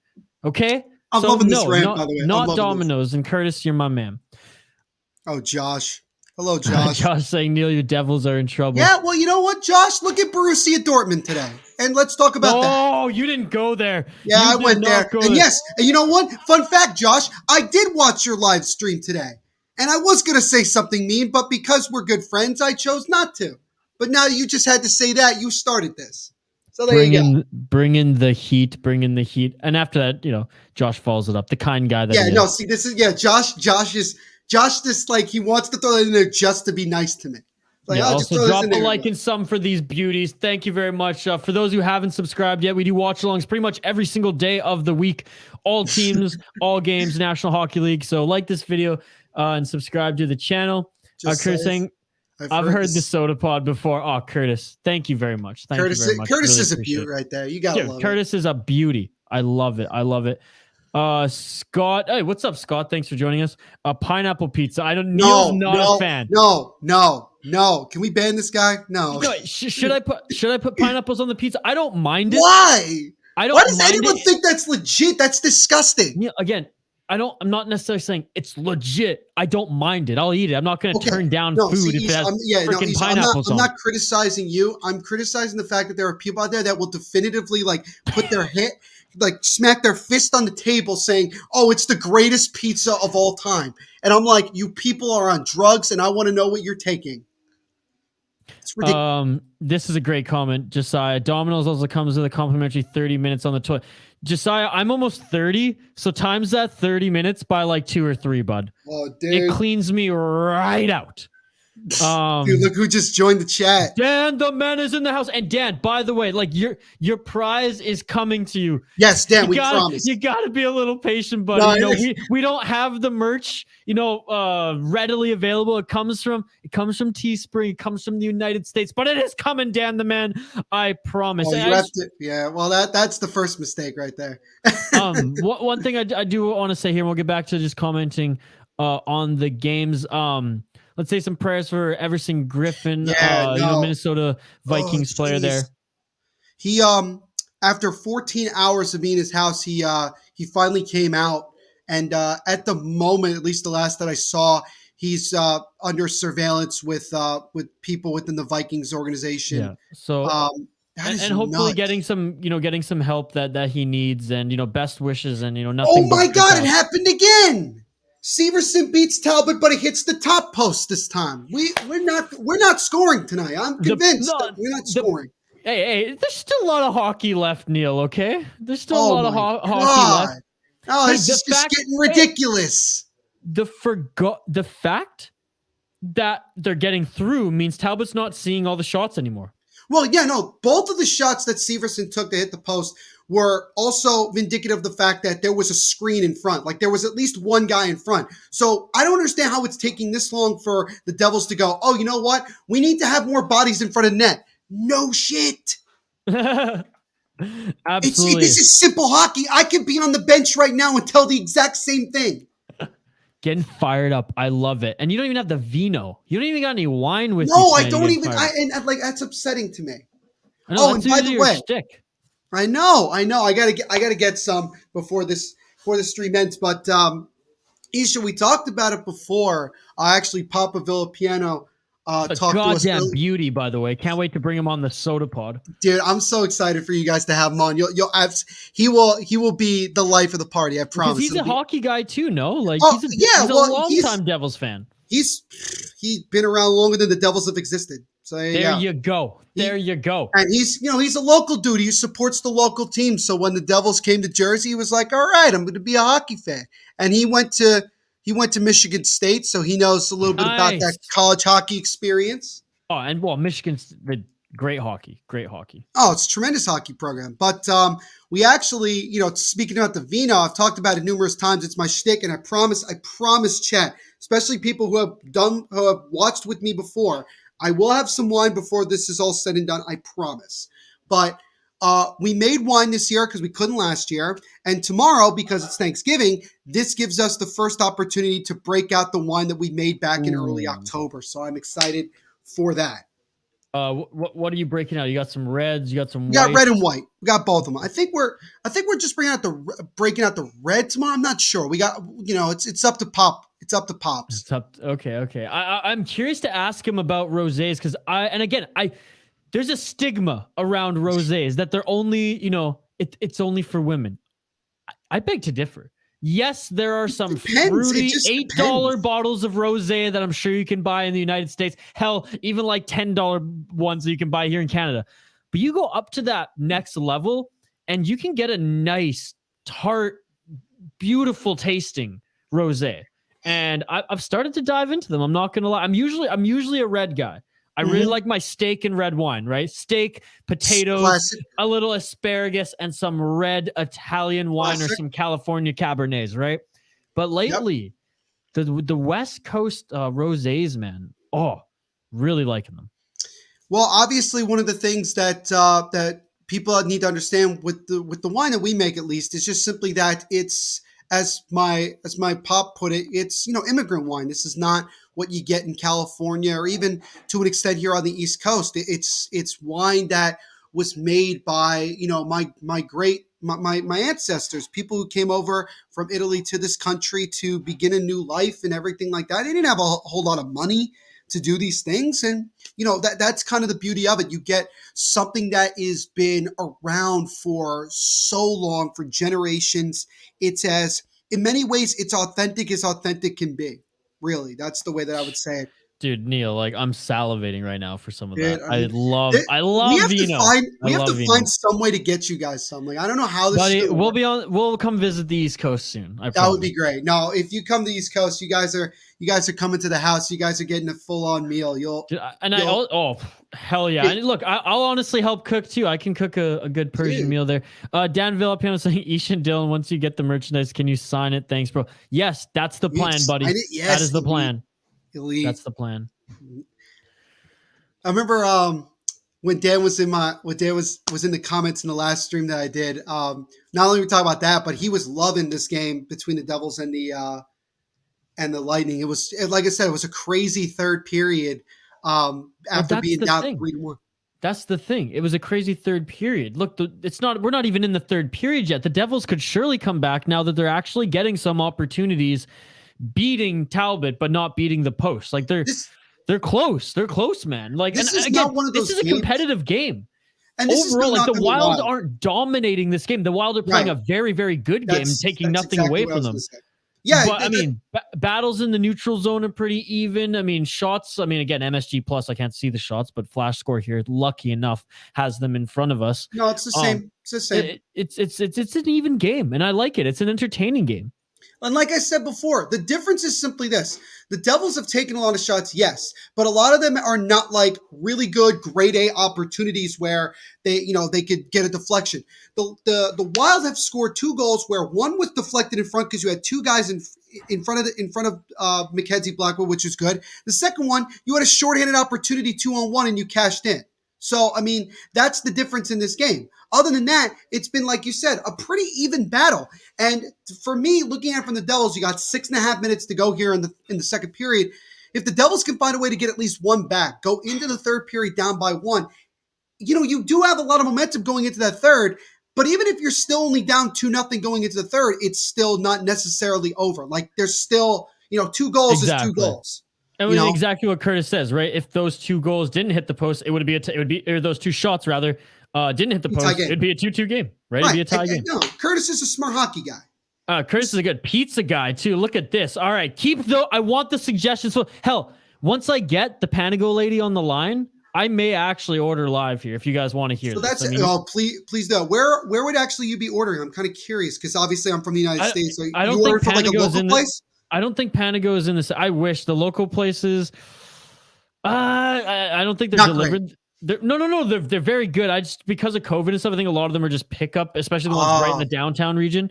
Okay. I'll probably go Panago. They're like mid-grade delivery pizza. Definitely not Domino's, but similar price. Curtis saying sausage, pepperoni, onions, peppers, thin crust. Garbage pizza. How is that garbage? I don't think that's garbage. No, that's not garbage at all. It's not 7th Ave pizza. I'll say that much. Shout out Minnesota. Yo, seriously, Neil, the best damn frozen pizzas in the world. 7th Avenue Pizza. They're good partners of us on the Soda Pod. I've never had it myself. I've heard of 7th man. Avenue. It's amazing. You can find them at pretty much every Hy-Vee in Minnesota. As well. Do they deliver like across the country, or is it like just a local? No, they're frozen pizzas, I believe, just in the state right now. But I think you can maybe get some orders pretty close. Oh, I like Josiah's order. Well, except maybe the bacon part of it. Other than that, the basil, dude, I love that idea. I love basil too. So pepperoni, green peppers, bacon, sausage, and basil. I like that. bacon and sausage. It's interesting. Lucas Raymond scored. That's Oh. good. It helps my fantasy team. Very nice. Dude, Lucas Raymond is unbelievable. Dude, I'm not even surprised. Unbelievable. He's a beast. He's a beast. He's so good. I mean, he's a beast, man. but he's not Dawson Mercer, but he's a beast. I was just gonna say, no, but is he Dawson I don't know. Mercer? I think you saw the comment. I don't know if you call it like Twitter battle between myself and the brothers of discussion. We were talking about who's going to win the Calder. I mean, look, if Raymond ends up being the one that wins it, okay, I can I'm not going to sit here and be like, oh, what it is. Shane, are you foreshadowing or that's your prediction? Okay, you gave me a heart attack. I know. I thought Shane was even behind. I know Shane's like got the super stream here. Oh, what a play! Good opportunity there. Cable. That was Bukestad. Oh, and then we got a fight. Oh, now we got a fight. Let's go. Leave it to the wild. It's Graves and Bukestad, sorry. Leave it to the wild to fight. Now, Bukestad's not even a fighter per se. I'd say Foligno's more, but he's a big boy. It was really a situation where Bukestad got a step on the defender, used the power move to get a solid shot on goal. And then after the play, there was pushing and shoving, and that led to a little bit of a skirmish. Well, now there's heat in this game because the New Jersey Devils, they're frustrated. They're frustrated. They're pissed off because it feels like, and for anybody, any Devils fans watching this game with us, if you saw the game against Florida last week, we know what happened. We're with 22 shots on goal in the first period against Florida, dominating, get nothing. Then Florida comes in the next period, scores several goals on us, puts the game out of reach. This is kind of similar to the same way where we're putting shots to the net, we're creating some chances offensively, but we're not scoring, and so the Devils are getting frustrated. And that's where the lack of consistent goal scoring is hurting this team. And that's where the guys got to dig deep to get a dirty goal. That's the only way we're going to get it going here. Ricky saying, I'm a fan of Dawson. Check the last name, bud. No, it's true. Ricky Mercer. Dude, he's a beaut. Ricky Mercer saying Wild has some great talent. Honestly, not a Wild fan, but like the team. Yeah, they do. They still have some holes to fill, i.e. center. They need a top center. Love Joel Eriksson. Like the way you said that. Center. They desperately need a top center. So another one in their top six because X the best third liner in the league and a great second liner, but he's not going to drive offense on the second line. Mr. Dick Flo just stopping in to say that Team USA jerseys are trash. Yep. Just like the Coyotes. Oh, don't say the Coyotes jerseys are awesome. Well, here's the thing. No, Richie will like this. Richie, are you a fan of my boy Scott Wedgwood being arguably your best goaltender? No, hold on. I'm not going to let you just brush this one off. The Kachina jerseys are second to none, Neil. No, I'm talking about I'm not talking about the jerseys of the Coyotes. I'm talking about their performance. Okay. No, I ain't talking about the jerseys. Jerseys are great. The performance I should have been more specific there. My apologies. I meant the performance of said Coyotes, not their uniforms. I mean, but they're tanking for right, so. Yeah, well, I think Canada's got it this year. Shite for right. Am I right, Ricky Flores? No. You know what? We won. The United States won the World Juniors last year, which shows we're coming. It's going to happen. One year, it's just going to happen. You won the World Juniors last year. Canada, they weren't even tested in the first in their first few games. The first real team they had to play was the U.S. Who was the goaltender for Canada that year? What was his name? Help me out here. He's now on Buffalo, I believe. He got traded to Buffalo. What is his name? He was on Florida last year and got it, and he was involved in the trade for Sam Reinhart. It starts with an A, maybe. Oh, jeez. I'm checking. Oh, dude, I'm blowing it. I should know this. I'm blowing it, but I love this. Here, Richie with this great comment. Wedgie, yeah, bro, Richie, you're gonna like Wedgwood. Wedgewall is elite, man. He's a great guy, sick golfer. I love that he still wears the Devil's mask because he doesn't have anything else, so he wears the Devil's mask while playing for the Wild. But yeah, he's stepped right in and has been actually pretty good since they it was Devon Levi. Devin Levi. Devin Levi. Sorry, Devin Levi. Thank you, Josiah. I should have known that. Dude, Josiah's been clutch. Dude, Josiah's a beauty. And by the way, Ricky Mercer, found your channel trying to find a similar watch along for the Wings game. but I'll like and subscribe and check you guys here in the future. Ricky, Thank you you so much, buddy. Check out the Brothers of Discussion. Yes. They do a wrestling podcast, but they also do the Red Wings rant on YouTube. I know they do live streams. I don't know if they do watchalongs per se, but they're going to be hopping on this channel doing Red Wings stuff down the road. And my boy Josh here on the Hockey Podcast Network YouTube channel, he's a big Red Wings guy as well. He lives in Ontario, but refuses to be a Leafs fan. So he actually grew up watching the Red Wings. So he does Red Wings watch along. So there will be some in the future. But thank you so much for subscribing and liking the video here.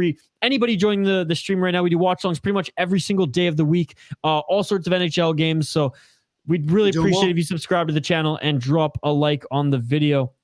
Here we go. Windy City Benders, our board Jerem. Is Canada even going to be at the Olympics? Oh, man. I know with all the drama going on politically with China. Put it this way. I don't think Canada would boycott without the United States also with them. And I can't see both of the teams not going. So I don't know. I think it's vice versa. I don't think the United States would want to compete if Canada dropped out. Oh, are you kidding me? They would still want to compete. I don't think we give enough respect, Neil, to Finland and Sweden and the Olympic athletes. Yeah, but still, I think that, if it's becoming a political thing with Canada, it's going to be a political thing with the United States. But it's first and foremost a political thing in the United States. This is China we're talking about. Yes, this is China we are talking about. Ricky saying sick, man. I'll check those guys out here. You guys have a great thing. Oh, thank you very much, Ricky. Appreciate it, man. Yeah, I mean, this YouTube channel, again, we focus on watch-alongs here, but the watch-alongs feature all the hosts, a variety of hosts from the Hockey Podcast Network. So if you go check us out, thehockeypodcastnetwork.com. We have podcasts coming out every single day. They cover every team in the National Hockey League and niche content, much like Terry Ryan's podcast, Tales with TR, and other niches like Hockey Fights with Darren at the fourth line voice. So really appreciate it, my man. So we're about 36 seconds away from the end of the second period. Still 2-0 Wild. Again, the Devils with two basically point-blank opportunities to score, but they hit the post both times. So, like we were talking about before, this game could easily be tied at 2 apiece. But as of right now, Cam Talbot is the big reason that the Wild are still up by 2. But let's see if the Devils can try something here before the clock expires. They cannot. Doesn't look like it. I don't think. But yeah, with 5 seconds left, the puck's back in the Minnesota zone. And that will do it for the second period of play. So a couple more really good shots for both teams. Like I said, the Devils hit the post twice but could not score. And so after 40 minutes of play, the Wild still lead it 2-0 here in New Jersey. Yeah, but like you said, the third period, that's where the New Jersey Devils come to work, eh? It's very true. This team has proven many times to be a third period team. And if I'm Lindy Ruff, I would be saying to these guys, look, it's just like against Tampa. We're down by 2 goals going into the third period. There's nothing saying that we can't come back in this game. The only difference, we're at home in front of our home crowd. Like, we should really have no excuse right now. We need to come out, and not only do we need to keep putting pucks in the net, we need to get more bodies in front, and we need to cash in. Once we get one, then it's just going to snowball from there. That's what it feels like to me with the Devils. Once we get one, then some other goals are going to start coming here. And for Minnesota, it's about just, I don't know, putting more pucks to the net, I guess. More pucks on it and just not giving up any of the battles that they've been, I don't want to say just winning all around, but playing really well and, facing, taking head on. They're playing a physical game. I mean, both teams are tonight. I mean, they're not giving up a lot of space. No. Battling in the neutral zone has been pretty even. Both teams aren't just necessarily dumping and chasing. They're actually moving the puck pretty well. And no, like I said, I'm entertained. Yes, I'm pulling for the Wild. It's a 2-0 lead. I'm loving that. I'm nothing but smiles right now. Don't get me wrong, especially my boy Hartman getting yet another goal, his 10th of the season. But I don't think that they can take their feet off the gas. I really don't. If they do, the New Jersey Devils are going to make them pay. The New Jersey Devils are shooting a ton on net right now, taking a page out of the Wild's book with 25 shots on net. The Wild, respectable 18. But don't get me wrong here. Like, when the New Jersey Devils have been pouncing, they've been putting everything on, trying to get something dirty. And when Talbot is screened or when he can't track right now, it's been on the New Jersey Devils for not putting it in, as they've hit the post twice thus far. And like at the end of the day, the difference in this game is simply that the Wild have taken advantage of their opportunities. The Devils have not. But we'll see what happens in the next 20 minutes of play. And before we continue, we are going to take another quick commercial break. And we're going to hear another word from our sponsors.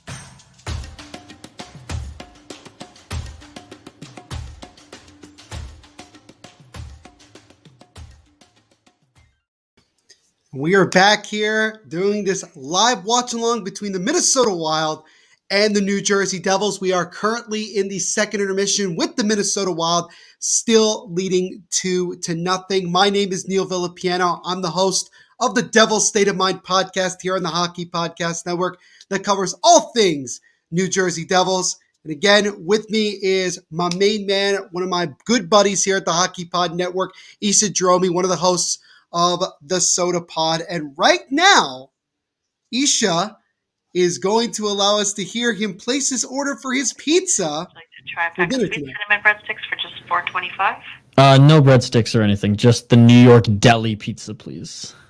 Okay, no dips for you? Yeah, throw in a garlic one. One garlic, okay. Okay, so a large New York Deli on original crust and one Italian garlic dip. So your total is $25.10. And how would you like to pay? On debit, please. Okay, so your estimated delivery time is about 45 minutes, and I'll give you a call upon arrival on the same number. Thank you very much. Thanks for choosing Panago. Have a great night. You too. And there you have it. And you know, there we go. You know what I went with? As go per with? the comments, I went with the closest thing I could to Josiah's recommendation, and it just happened to be, so we're playing the New Jersey Devils. It happened to be the New York Deli. So there you go. Oh, there you go. All right. So there we go. So what they say, 45 minutes? 45 minutes, but they're usually a lot quicker than that. Let's get to some of the comments here that came in the break. Neil, last thing we need is Canada not to show, and then the States win the gold. We'll never live that down. We didn't beat Canada to get it. You know, honestly, I hate saying this, but like that to me would be the only way, at least right now, that I feel like the United States could win the gold medal. Like if they just didn't face Canada at all. Like even if an example is like, what if this year we get to the semifinals, right? And the United States isn't playing Canada. And let's say Canada gets knocked out in the semifinals and the United States plays for gold and they win the gold. The knock on it will still be, well, you didn't play Canada. And that, and like, even if we won the gold, Finland, Sweden, or Russia, I mean, those are all very respectable international teams. No, I understand. But let's call it like it is here. Canada is the cream of the crop. Whether us American fans like to admit it or not, it's what it is. Oh, my partner here, Steven Master, saying great deli order. That one's for you, Steven. The New York Deli. Let's go. Thank you, sir, for jumping on. We appreciate it as always. Curtis saying Cam and his pipes. Cam and his pipes. Here's the thing, Isha, I'm telling you this right now. If the Wild go on to win this game, right, and the Devils don't score, that should be the title of your next episode of the Soda Pod. Cam and his pipes. I mean, if the SEO hits, I'll do it. Josiah in the comments are asking, hey, Isha, did you order that pizza you were talking about? Yep. Look, Josiah, I basically looked. You're the one who inspired me here. You're the one who honestly commented the best, array of toppings. And so I went through the list and I didn't go 100% custom because I'd come out of break here, jump back on the live stream. But I did choose one of their specialty pizzas that it's got the basil, man. It's got the basil. It's good, man. That is good. And it's from New York, so there you go. Hey, can't go wrong with that. New York. New York deli meat is good. There you go. So I can't really explain. But Isha, when you look at the Wild now through two periods, obviously there were no goals scored in that period, and the Wild got a little bit lucky with the post twice. Overall, how do you feel going into this third period? I feel confident based on how the Wild have played thus far. Talbot's played unbelievable. Talbot and his pipes there, so that's good. Overall, I'm not concerned. Now, if New Jersey scores one, look, I won't even be that concerned because I think the Wild have every capability to shut things down if they want to, or maybe even pop another one in as they've had success thus far, at least applying pressure. Like they don't have as many shots as the New Jersey Devils, but I'd say like when they're moving the puck, it's been dangerous. And, credit to Mackenzie Blackwood. I mean, he might possibly be one of Canada's Olympic goalies this year. And you'll come to appreciate him once the Olympics start. If he plays, obviously. Josiah saying, send me a slice, Isha. I don't. Where you at, Josiah? across the Salish Sea, because even then it's a little far to send. I mean, maybe producer pigeon. I could send a carrier pigeon. Carrier pigeon. Yeah, you got carrier pigeon. Carry the slice to you. So there you go. Again, vote in our poll question if you're joining us here in the intermission. Minnesota Wild, New Jersey Devils live stream poll question. It's pinned to the Devils at Devils State, the Devils State of Mind podcast Twitter account. Which jersey is worse, the Wild Winter Classic or the Devils Black Alternate? I'll throw the link in this channel. Man, I like the Wild. I like the Wild Winter Classic one. I think it looks good. I don't mind it. Again, I don't mind it. Look, I mean, it is. Look, to me personally, as a fan, if you go into these things with low expectations, that way, even if it's something that you really like and ends up becoming good, you're not in this position where you get thrown off guard and you say, "Oh, what is this? Why is it so horrible?" Blah blah blah. I think the biggest problem with the whole situation with the Devils Black Alternate, Isha, and I don't know if you know about this, but I will let everyone know that Adidas screwed up a couple days ago. They accidentally put a link, an option on their official website to buy a Devils Black Alternate with no picture, nothing, and people actually got to go and purchase one on the Adidas store, and several of them got sent out before Adidas could go back and fix their mistake. And some people got their jersey within 2 days. And so that's where the leaks came out. That's why people were able to get the opportunity to see them before they got put to the public. So a lot of us, I guess, take it this way. When we found out all the picks for the Seattle expansion draft, it took all of the excitement / anticipation for it out. And that was kind of the same thing here. It was, the jersey's not great, but also just the fact that we knew already what it was going to look like and everything like that. It just kind of took some of the excitement out of it, so to speak. So that was kind of fair enough. I understand that for sure. And you said it when it came to the expansion picks. It was that really sucked. You remember we did a live stream of that on the Hockey Pod Twitter account, and we were all sitting there going, "Well, we know what's coming next." Like we did not know what to talk about or say because we knew already who was going to get taken. And it was almost like, did you want to bet against, Saravelli and those who leaked it? Like, I wouldn't. No, the reason that Saravelli did it was the thing that made me laugh because he went from, where was he at? TSN? Yeah, he was with TSN. He was at TSN, and then he went to Daily Faceoff. And the rumor that I heard, this is a rumor. I cannot guarantee that this is true, but that he was so upset with the way things ended with TSN that he purposely shared all of those picks just to get back at TSN. Attaboy. I respect that. Because again, from a product, just a pure product, I like TSN's product better than Sportsnet. Mm-hmm. But Bell Media, who owns TSN, they've been dicking a lot of people around. Mm. It hasn't been good. It hasn't been good. Shutting down radio stations left, right, and center. So I like that, sticking it to the boss there. Josiah, I'm over in Ontario. Delivery by pigeon would be great. Josiah, whereabouts in Ontario? I got family in Ontario. I've visited Ontario many times. What was the score? Nicholas Lee saying it's 2-0 for the Wild right now going into the third period. I voted all the expansion draft leaks, so it was all good. Hey, well, fair enough. I work in the media business here, managing the Hockey Podcast Network and the network division for Maze Media Labs, or the podcast network division for Maze Media Labs. That I'm online all the time. Yeah, sharing content. Retweeting this. Yeah, retweeting. Retweeting that. Posting this on the story, left, right. So I'm just always online throughout the workday and morning. So it was front page news, as they would say. And I'm not only do I do the podcast, but I also do all the social media for Devil State of Mind. And I was on Twitter and Instagram, and I'm like, oh no, it's being revealed, isn't it? And sure enough, every 5 seconds, it was one after the other. And also, by the way, the third period is about ready to get underway at the Rock. We will see if the Devils got another rally, got another third period comeback in them.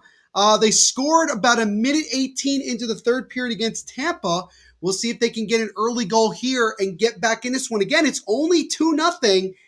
I feel like if the Wild get the next goal, make it 3-0, that will pretty much put this one out of reach. Just the way this game is going. That's the way I feel. Yeah. We'll take one more break too. One more quick word from our sponsor, DraftKings.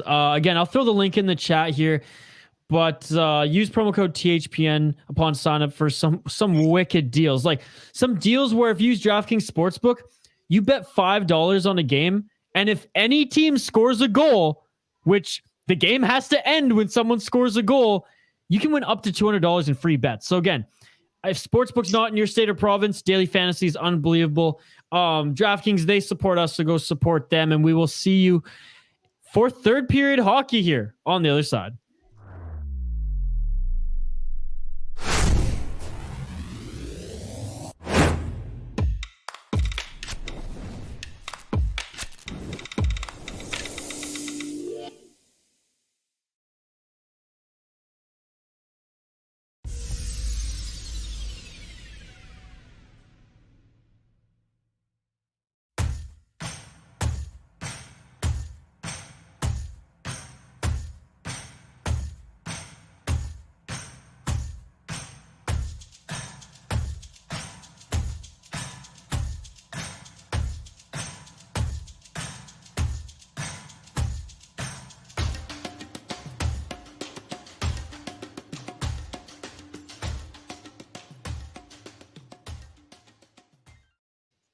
So once again, shout out to our sponsors at DraftKings Sportsbook for sponsoring this live watch along and a lot of things we do here at the Hockey Podcast Network. Again, make sure to use our promo code down below, THPN, when you sign up, as the third period here in New Jersey is underway with the Wild still up 2-0. And we'll get back to some of your comments here. And Josiah, I live in a small town in Ontario, 15 minutes from where Adam Henrique was born. Wink, wink, Neil. There you go. Former Devil Adam Henrique, who currently has been tearing it up with the Anaheim Ducks this year. Shoot, the Anaheim Ducks, man. Like, holy, what an Troy anomaly.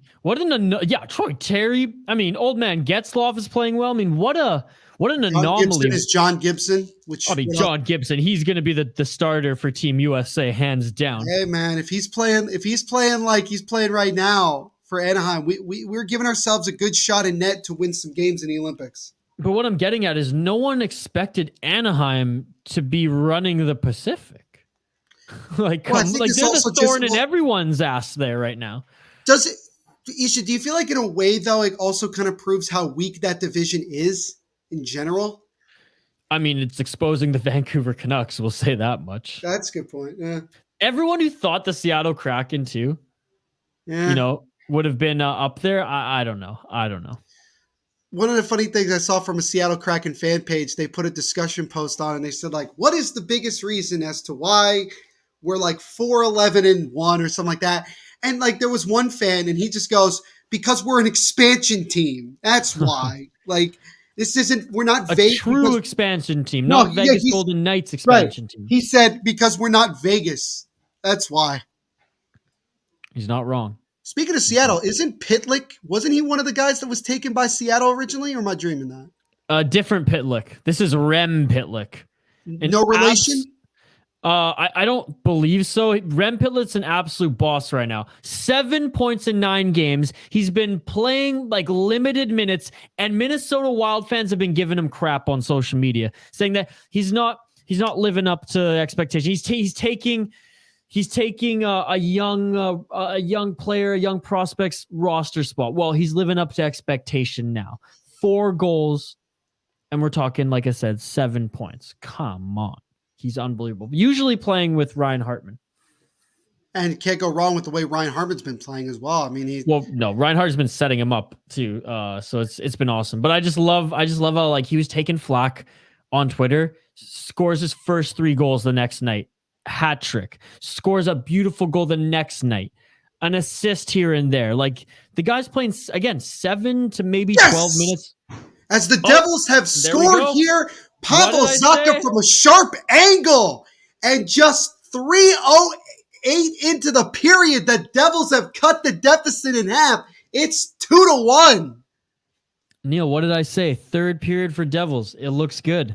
Well, it started with just some good forechecking in the offensive zone. Nico Hischier using the power move, just got it back behind the back pass to Zaka. That connection has been beautiful. And Zaka, he just went far side, and this time it hit the post and went in. So finally a little bit of luck there for the Devils. And now Isha, I mean, granted, it was still a hockey game when it was 2-0, but now it's 2-1. We got ourselves a very tight hockey game here in the third.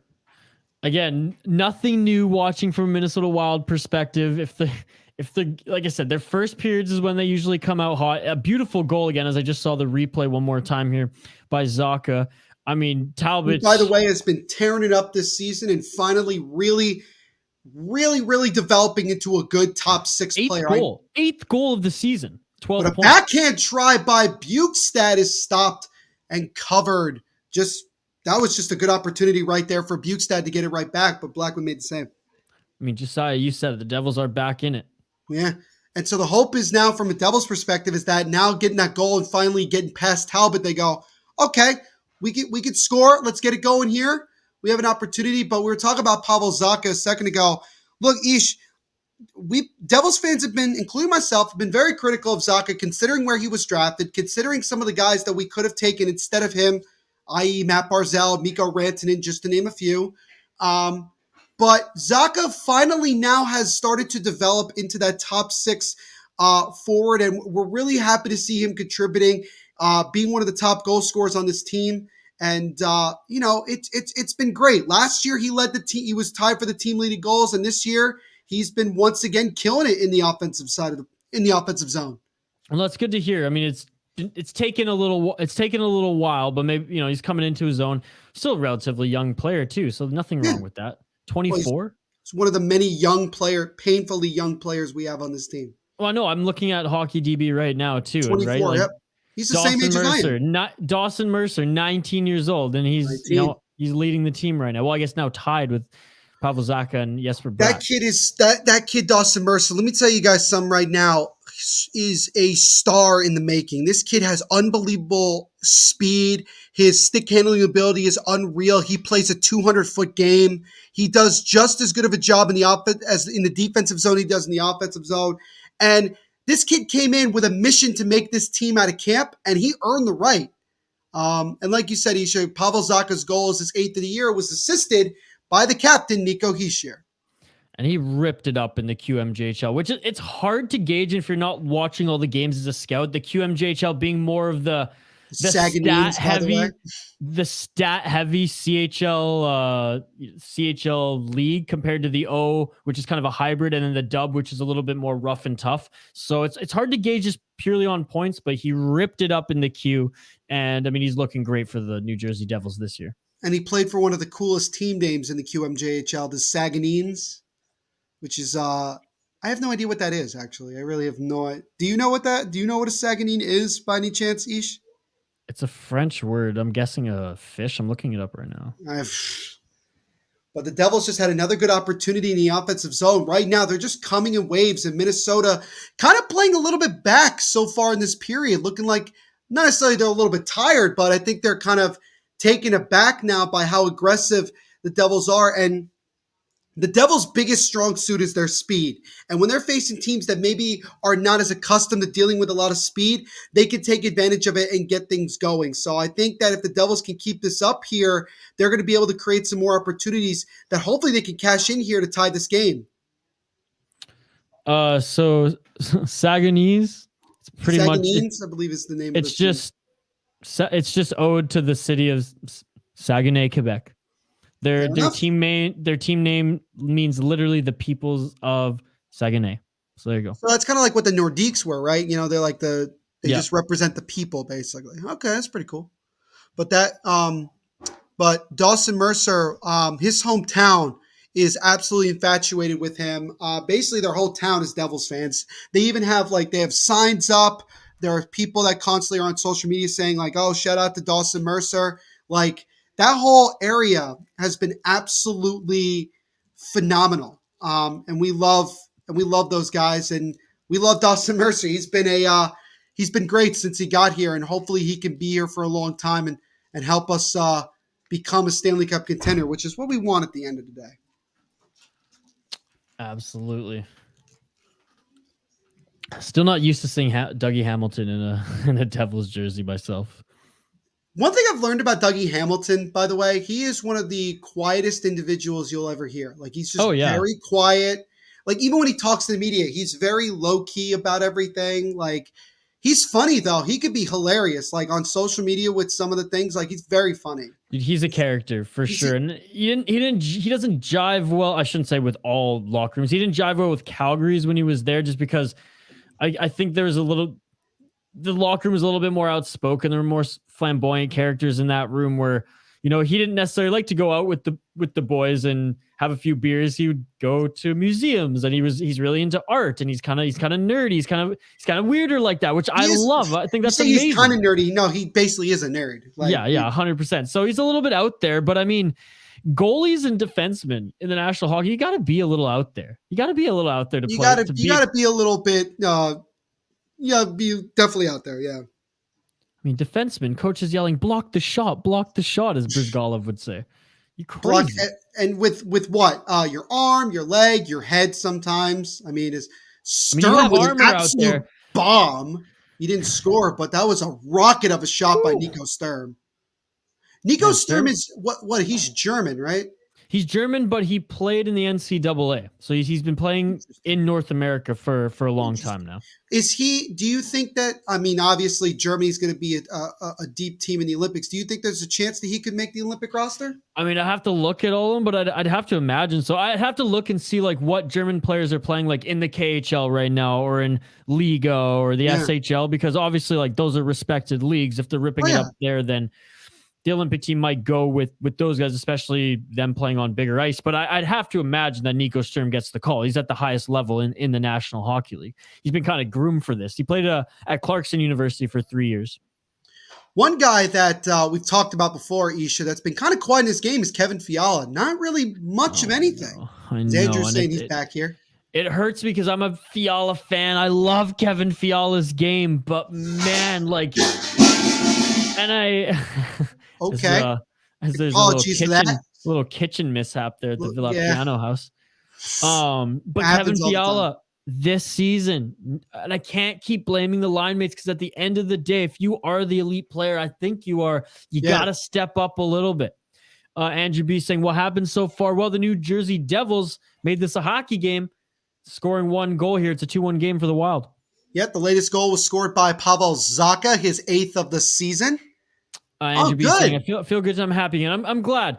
You did miss me ordering a pizza, Andrew. Yes, that was live here. That has so far been like the biggest highlight of this entire stream. And I can't believe my partner on the Hockey Podcast Network, that's the one time he tuned in, was when one time tonight he tuned in is when I'm ordering a pizza. So we have a break in the action here with 11:39 to go in the third period. Still 2-1. Minnesota. Isha, you were talking about this in the intermission, saying that even if the Devils scored, you wouldn't necessarily feel that nervous. Do you still feel the same way? You know, it's a little bit more than halfway through the period, and it's a 2-1 game. Do you still feel pretty confident overall? I feel confident overall. The Wild are good at keeping games tight. They've won a lot of 1-goal games this year. Yeah, they lit up Dallas, but who isn't lighting up Dallas? I'm sure New Jersey will light up Dallas in your next game. That's fair. Seriously, everyone's like, Canucks lit up Dallas. It's inexcusable. Yeah, I know. It's weird. So Curtis asking, I missed the pizza. What order? What we get? So I went with similar to what you suggested, but I went with almost exactly what Josiah. I'm scrolling up, but it was it's way up there. Yeah, we have a lot of comments, but pretty close to what Josiah sent. It's featuring some meat. It's called the New York Deli. There's some basil on there. Basil. It should get here actually before this stream is over. Dude, be hilarious. I know this probably is possible. Like the person that delivers your pizza just walks into the studio and just gives it. Well, I'm in a room within an office, so that's very doubtful. But if they were a little out to lunch, they'd walk right in here. But usually I get a text message and they knock. That is a good point. But thank you to those commenting, Curtis and Josiah, for giving me some inspiration in what I did get now in a pizza in my dinner/lunch because There you go. it's been a big work day and I haven't. I've been drinking more beer than I have been eating food, so got to get that sustenance in me. And I mean, we're here watching a game on the Hockey Podcast Network YouTube channel. A great hockey game. Sitting back, relaxing, cracking a cold one. Not drinking vino at the Villa Piano House, but sitting back and watching this game with all of you beauties. So thank you to those watching this game right now. Again, it's a comment-driven live stream. It's slowed down here in this third period, but give us your comments on this game. Give your comments on the NHL. I mean, Thanksgiving's right around the corner. You want to talk about what you're preparing with your family for dinner? We'll take it all. It's you guys are driving the bus here tonight, and we're really excited to sit back and watch this game. We really do appreciate all the support you guys give us. It definitely keeps us going here. Washington is winning 6-2 over the Montreal Canadiens. F the Habs. Let's go. I love me some Washington dominance. They let Seattle walk all over them the other night. They're getting payback against the Canadiens. Good shot by Brad in the slot there, but a good save by Talbot. Andrew, do you know if Ovechkin has scored at all? I'd like to know that because fantasy implications. I need to know. Because I need to try to get back in my fantasy league because I'm getting destroyed. I need to get going. When's the pizza coming? When's the pizza coming?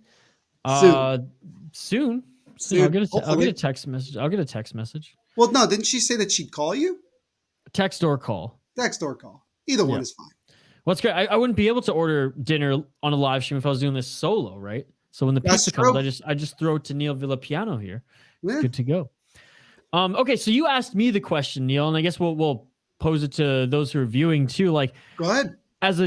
From a New Jersey point of view, and again, for those in the comments who are watching this through a Wild lens too, who are Wild fans, by all means, please comment. But like, you got the goal here. You're still applying pressure. We're getting a little nervous right now? Are you getting a little nervous though? Because it still ain't happening, and we're just at the 10 minute or just under 10 minutes left in this game. Are you getting nervous? Are you thinking the Wild are just closing the gap of opportunity? Like, how are you feeling right now? I'm like 50-50 right now because, we did score. And again, we scored relatively early in the period, which is good because then it gives us a lot more time to get things going. The only time I'm going to get nervous is that if the Devils have to pull their goaltender because the Devils do frequently give up a lot of empty net goals. So I would rather, obviously, the Devils find a way to tie it without having to pull the goaltender. Although if they pull the goaltender and they score, that's great. This is one of those games, honestly, Isha, like if the Devils were to lose like 2-1 or 3-1 with an empty netter, obviously you're going to be disappointed, but I'm not going to be like sitting there saying, oh, the Devils like played like crap. Like we didn't do this and that. It's going to be like, no. We played a hard-fought game against another really good opponent, a team who's in first place in their division, and we're still fighting. At the end of the day, what I care about is this team fighting and giving themselves opportunities to win games. Now, obviously, you're going to have to start winning these games, and especially if you want to make the playoffs. And it's going to be tough this year playing in arguably the toughest division in the NHL, and that's the Metropolitan Division. But what gives me confidence, Isha, is this. As of right now, the Devils are tied with the Washington Capitals for the most goals scored in the third period of any team in the Metropolitan Division. The Devils are a third period team, especially in close games like this.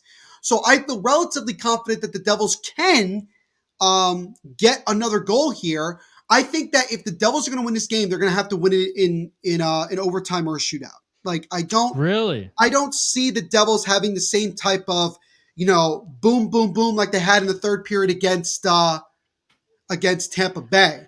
But that's kind of but because, that's not something that you should expect every single game. I would prefer the Devils not have a lot of games like this where they have to keep coming back. But overall, I feel better than I did before the period started as Jimmy Vesey with a shot that just went wide. Good opportunity off the face-off there. But I feel like the Devils can do it. Just got to keep pushing. Hey, I'm surprised. I'm surprised that you don't think they can tie it up here. I really am. It's not that I don't think they can tie it, Isha. It's more of just I've been used to seeing games like this where the Devils come oh so close but can't. They don't have that extra oomph. And yes, they still are missing guys like Jack Hughes and Miles Wood, guys and impact players, but it's games like this that want to make you believe that this team is finally moving in the right direction of like, okay, we are winning games that maybe we're not supposed to win. We're coming back in games, we're fighting, and that's like the important thing. So I think that's what it's really all about, trying to change the narrative of what we've seen from Devils hockey over the last handful of years. Oh, Farley, Richard Farley. Happy Thanksgiving, hockey Farley. people. Yes, a big happy Thanksgiving my friend. to everybody watching us tonight. I hope you have a safe and wonderful Thanksgiving. Hopefully, and Dougie Hamilton just missed the wide open net. He just got I just don't know. How did what? Oh, man. How are we having no luck tonight? Hey, 9 minutes left, Neil. 9 minutes left. I just can't believe that like Dougie Hamilton, of all people, just missed the net. I'm stunned. Neil's hockey IQ is out of Thank you, this Josiah. world. I appreciate it, my friend. Thank you. He knows his stuff. You also do play-by-play. Yes, I do some play-by-play. I do I do the Devil State of My podcast. I do a lot for the game of hockey, which I love. As the Wild come down the other way, I got to be honest with you, Ishan. Maybe I'm definitely screwing myself here, but the Wild offensively have been very quiet in this third period. Like not a whole lot is going on in the offensive zone for Minnesota. It kind of feels like, and you could disagree, but it kind of feels like the Wild are just playing back right now. They've taken their foot off the gas offensively for sure, but I feel like they're playing pretty good two-way. You know, they're not allowing the Devils really. I mean, other than that last play there with Dougie Hamilton. Overall, I want to see a replay of that because I don't know how did he just like not? Did he whiff on it? Did he? Oh, I'm sure the next all whistle. of it. Cam Talbot was way out of his crease. It was like, oh, this is, it's ridiculous. Yeah. Andrew B, by the way, for your fantasy implications, saying that and for anyone's fantasy implications who has Ovechkin, he got an assist tonight. So they had 6 goals tonight, and he's only gotten 1 point. That's sad. Dude, that's how bad the Montreal Canadiens are. Richard, not a Devils fan, but Mercer get the OT winner. Dude, I'll take that. Here's the thing. I like what I hear. That's crazy. I don't mind going to overtime shootout against Western Conference teams because it doesn't matter. Because there's no implications there. There's no it's not going to be, it's not going to hurt us in the standings. And now the Minnesota Wild are going to the penalty box as it looks like it's Hartman for the second time tonight. I just saw that. Honestly. Oh, wait. I know why now Dougie Hamilton missed. It was Marcus Foligno. He got his stick, I think. Oh, no. It hit okay, so I'm trying to explain it here. As PK got tripped from behind, which is hilarious and very ironic considering what PK has done this year. Hartman's pissed, by the way. Oh, I understand. It's a weak call. But looking at Dougie I don't like Hamilton, that call at all. What happened was that the puck kind of was deflected a little bit in the air, and it hit the middle of Dougie Hamilton's stick, not like the not shaft. A clean shot, yeah. So that's why. Other than that, like if that puck was like if that was like a perfect pass, he probably is finishing that. Man, and now an opportunity for Minnesota, 2-on-1, Foligno to Greenway. Greenway's 14, right? No, 14 is Eriksson Ek. Right. Eriksson Ek had a good opportunity as we once again nearly gave up another shorthanded goal, which would have drove me up the wall. I would have ranted right here on the stream if that had happened again. By the way, quick shout out to Richard Farley, not a Devils fan, but he is joining us here tonight. So if you like what you see here, buddy, Rich, subscribe to the channel, like the video. We have watch-alongs pretty much every single day of the week. We have various giveaways here live on the watch-alongs. Not one tonight, unfortunately, but more and more as we continue. And now another penalty coming up here to Minnesota, as now it's going to be a 5-on-3 for the Devils with 108. Okay, now Isha, you asked me if I'm panicking. Now I'm panicking. Now you're panicking? And I'll explain why. The Devils' power play is 100% a piece of garbage, and I'm scared that the Devils will not take a single shot on goal in the minute 8 that they will have on a power play. And it's Matt Dumba that is going to get called for a really dumb cross-check. Yeah, see, that was really dumb. I don't even know what was the point of that? With the ref right there, I don't know what he was doing. Matt Dumba, he gets emotional. That first call I thought was weak. This one, I mean, wait a minute. For Matt Dumba. Why is Dumba coming out of the box now? Now I'm confused. Oh, no, Okay, well, he's yelling at the ref. Andrew asking my pizzas here. Not yet, Andrew. Not yet. Richard! Yes, Thank sir. you so much, my man. We appreciate it. What's your team, Richard? Are you a Wild fan? Like, what's your hockey team? I want to know. So, time to close our eyes, Isha. Curtis saying F. This is the moment. 5-on-3.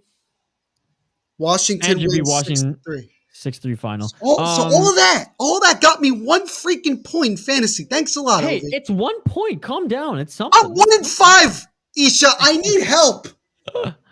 Oh man, so Shane it's has funny. rigged the Hockey Pod Network fantasy league because he's the best team in it. Obviously, what a shocker!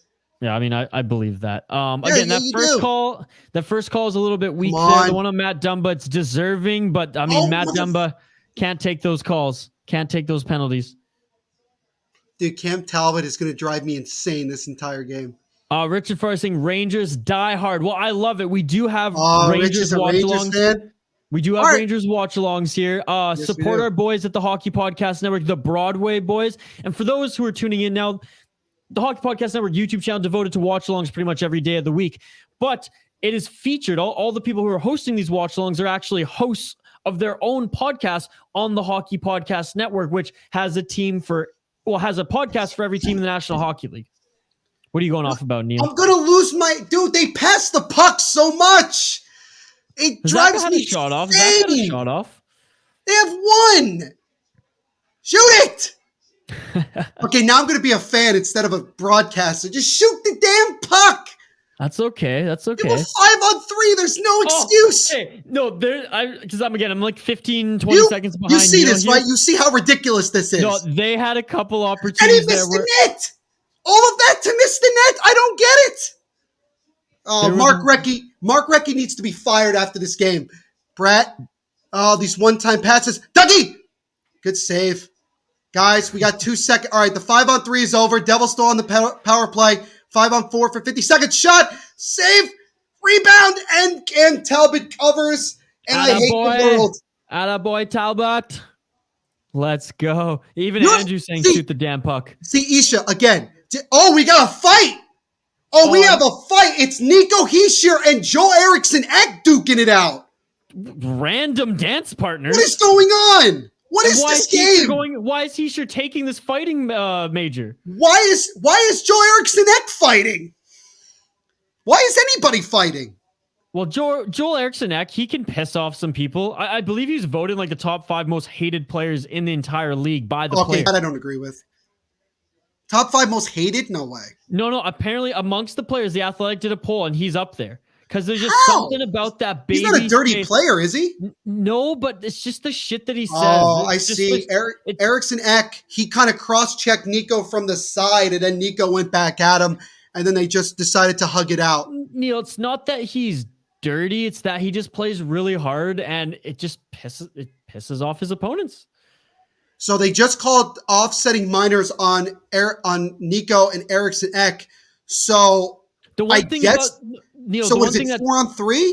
The one thing that sucks for the Wild there is Eriksson Ek's a damn good penalty killer. So now I think it's going to be 4-on-3. I think it's still 4-on-3. Man, I love hockey. Dude, what is that shit beautiful than a motherfucker.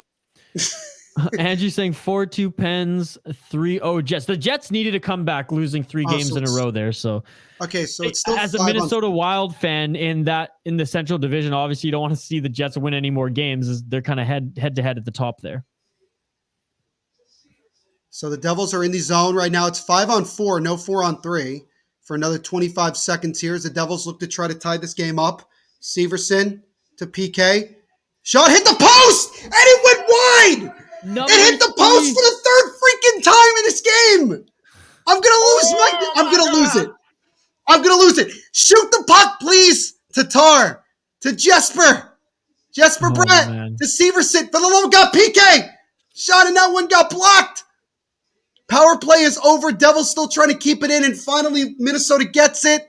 And they're able to get it out of the zone. And the Devils, despite having a 5-on-3, do not score. And it's just saying, keep it together, Neil. Oh yeah, saying, keep it wow. right. Keep it together when you have a 5-on-3 and you're passing the puck more than you shoot it. Like every time. It's every game with this team. Every time we get a power play. By the way, Neil, I'm sick of it. Pizza update, it's on its way. Good. And by the way, if our friend Richard's still hanging out, how about those soft hands from Ryan Reeves tonight, eh? Oh man! Did Ryan Reeves have a goal tonight? It's pretty. I just saw the clip on Twitter. It's pretty. It's pretty. Ryan Reeves is a funny dude. Like I love Ryan Reeves, man. He's the last of the enforcers in the National Hockey League. What I love is that he's the only guy that just like knows that he's in like Tom Wilson's head. He lives rent free in Tom Wilson's head. Like Dude, I love Ryan Reeves because he can play. Like he's not the Ryan Reeves he was on St. Louis.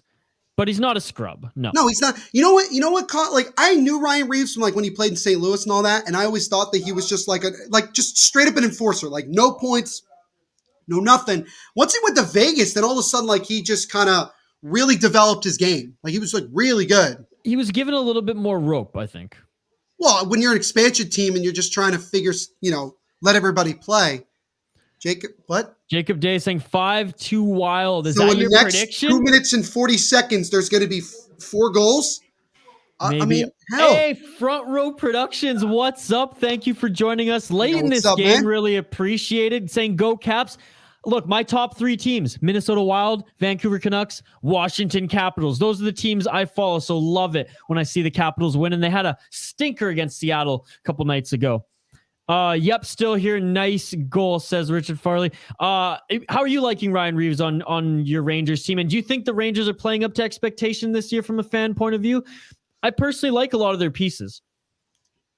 Yeah, the Rangers are definitely a really good team this year, 100%. By the way, Andrew, thank you so much for the updates. The chat's lighting up now. So again, it's a comment-driven live stream, so keep them coming. Jacob Day, thank you for dropping by. Says, go Vegas, go. 3-0 Vegas now. So we just got an icing here, Isha, with 1:47 to go. The faceoff will be back in the Wild zone. And I would think, as they show a replay of PK Subban shot that hit the top post and didn't go in. Is that number 4? No, that's the third one, right? Three. That's 3. I'm done. I'm done. Oh, my God. It was Jimmy Vesey who deflected it that beat Talbot. Okay. See, do you understand now, Isha, why I was panicking when it was 5-on-3? You understand why I was panicking? Well, I mean, panicking is a little bit of a stretch because I feel like when you say you're panicking, it's that you think your team's going to get scored on, not just blow the opportunities. But by the way, just quickly, shout out to Front Row Productions. Say, that's right, Washington Capitals. Let's go. 6-on-5 now. For the love of God. Oh, no. No, don't give up an empty. Go get it, PK. All right, here we go. PK to Dougie. Josiah's loving your emotion, Neil. Keep it coming. Keep these comments coming too, ladies and gentlemen. We love it. Jacob and Andrew are both giving us updates now. So, hey, we'll take them. We're watching the Devils Wild game, so we'll take all the updates we can get. To Dougie. To Brett. Shot. Scribble for a rebound. And they score! Yes! Oh, no! It's Sharangovich! With 1:07 to go, and the Devils have tied the game at 2! We might be going to OT. I might be having to run to the door to grab this pizza mid-game, oh my God! Bestow my heart! Sharangovich, who went the first 12 games without scoring, has scored 3 goals in 2 games, and that one just squeaked through the legs of Cam Talbot.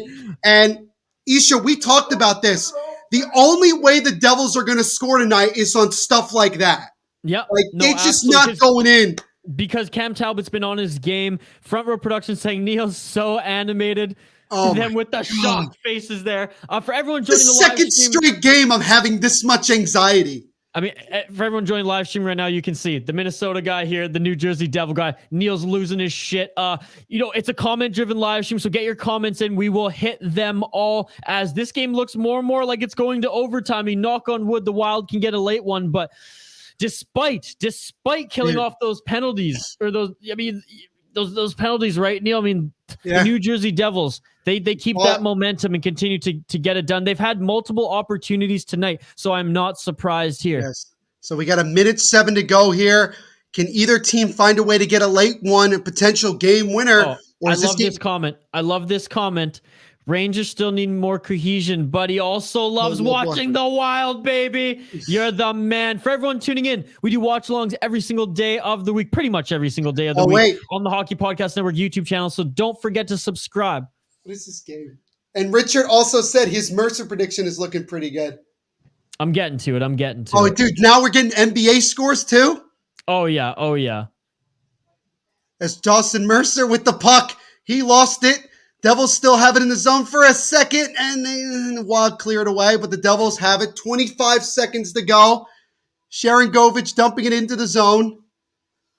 I'm gonna have a heart attack by the time this game ends. By the way, loving the Wild love in the chat right now. Look at this. Front Row Productions. I'm for the Wild. So what am I? Just Jacob Day. Devils suck. Oh yeah, we suck. Right, we suck, and we're down 2-0 in the third period and forced overtime. Guys, I want to say this though. By the way, the period just ended, so we are definitely going to overtime. Before we go to a quick break, and again, keep the comments coming in. You got to hurry this up because we're going. I want to say that I'm the one who said to Neil not to give up on his New Jersey Devils. True. Okay, quick break, Neil. On the other side, we'll get to some overtime hockey and continue to keep those comments coming.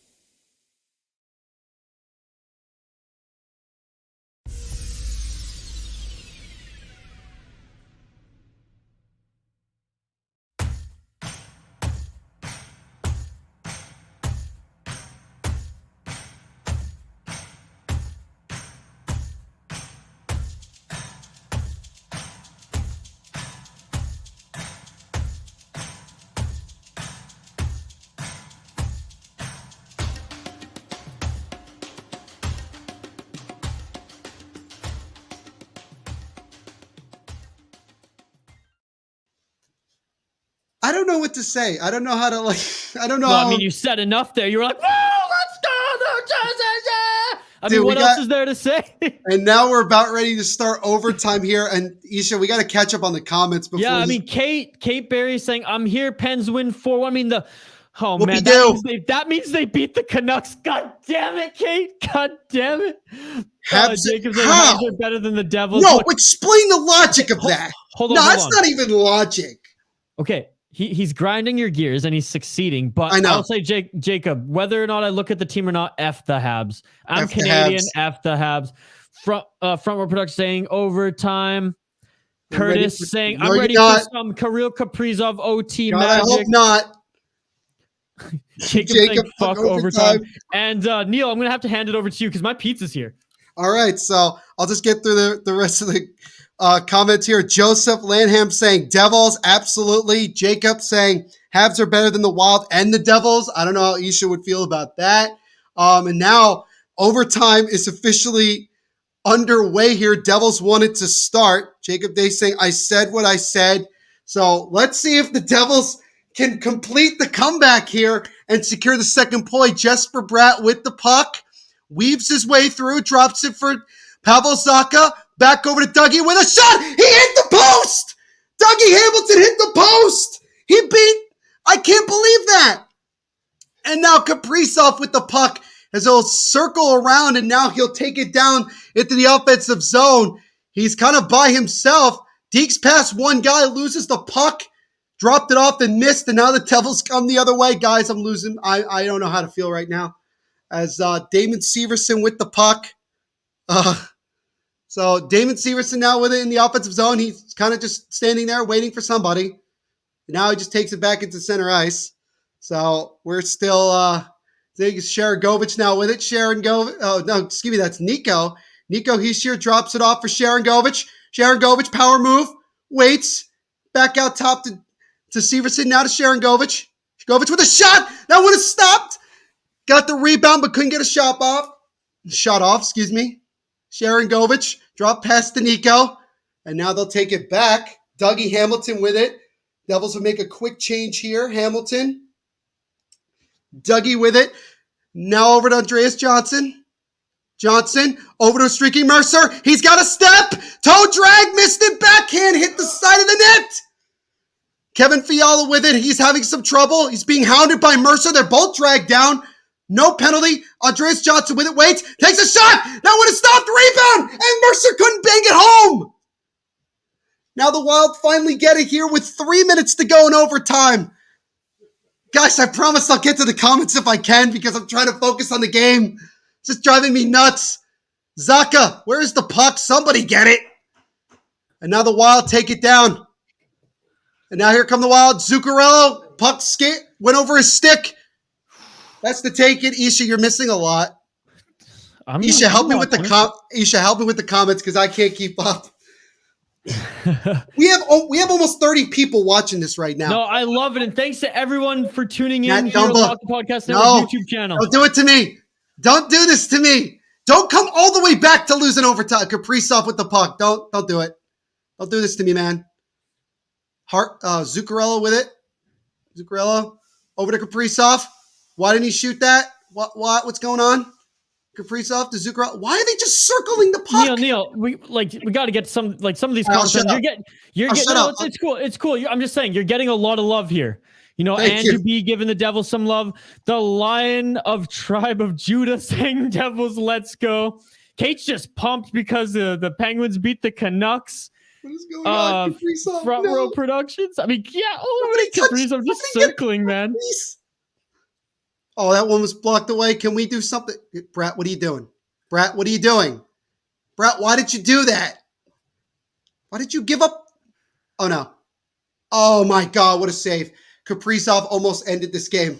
Neil, check this out. Rich is saying Devils will make a run at the playoffs when Hughes returns. Mark my words. I hope you're right. Now, if we keep winning games like this when we don't have guys like him, we'll be fine. As now, finally, Nico coming down the left side. Nico.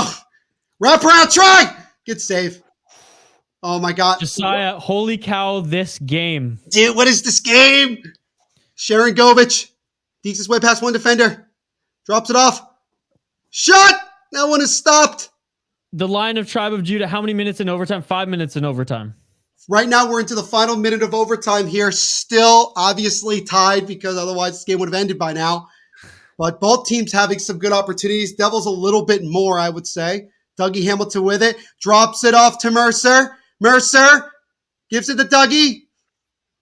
I don't know what he's doing. Sharon Govich now with it. Man, Talbot's just been lights out even in this overtime. Dude, this is going to go to a shootout, isn't it? 30 seconds. Dawson Mercer waits. Oh, my God. Oh, jeez. I'm going to have a heart attack by the time this game ends. Mercer. Oh, my God.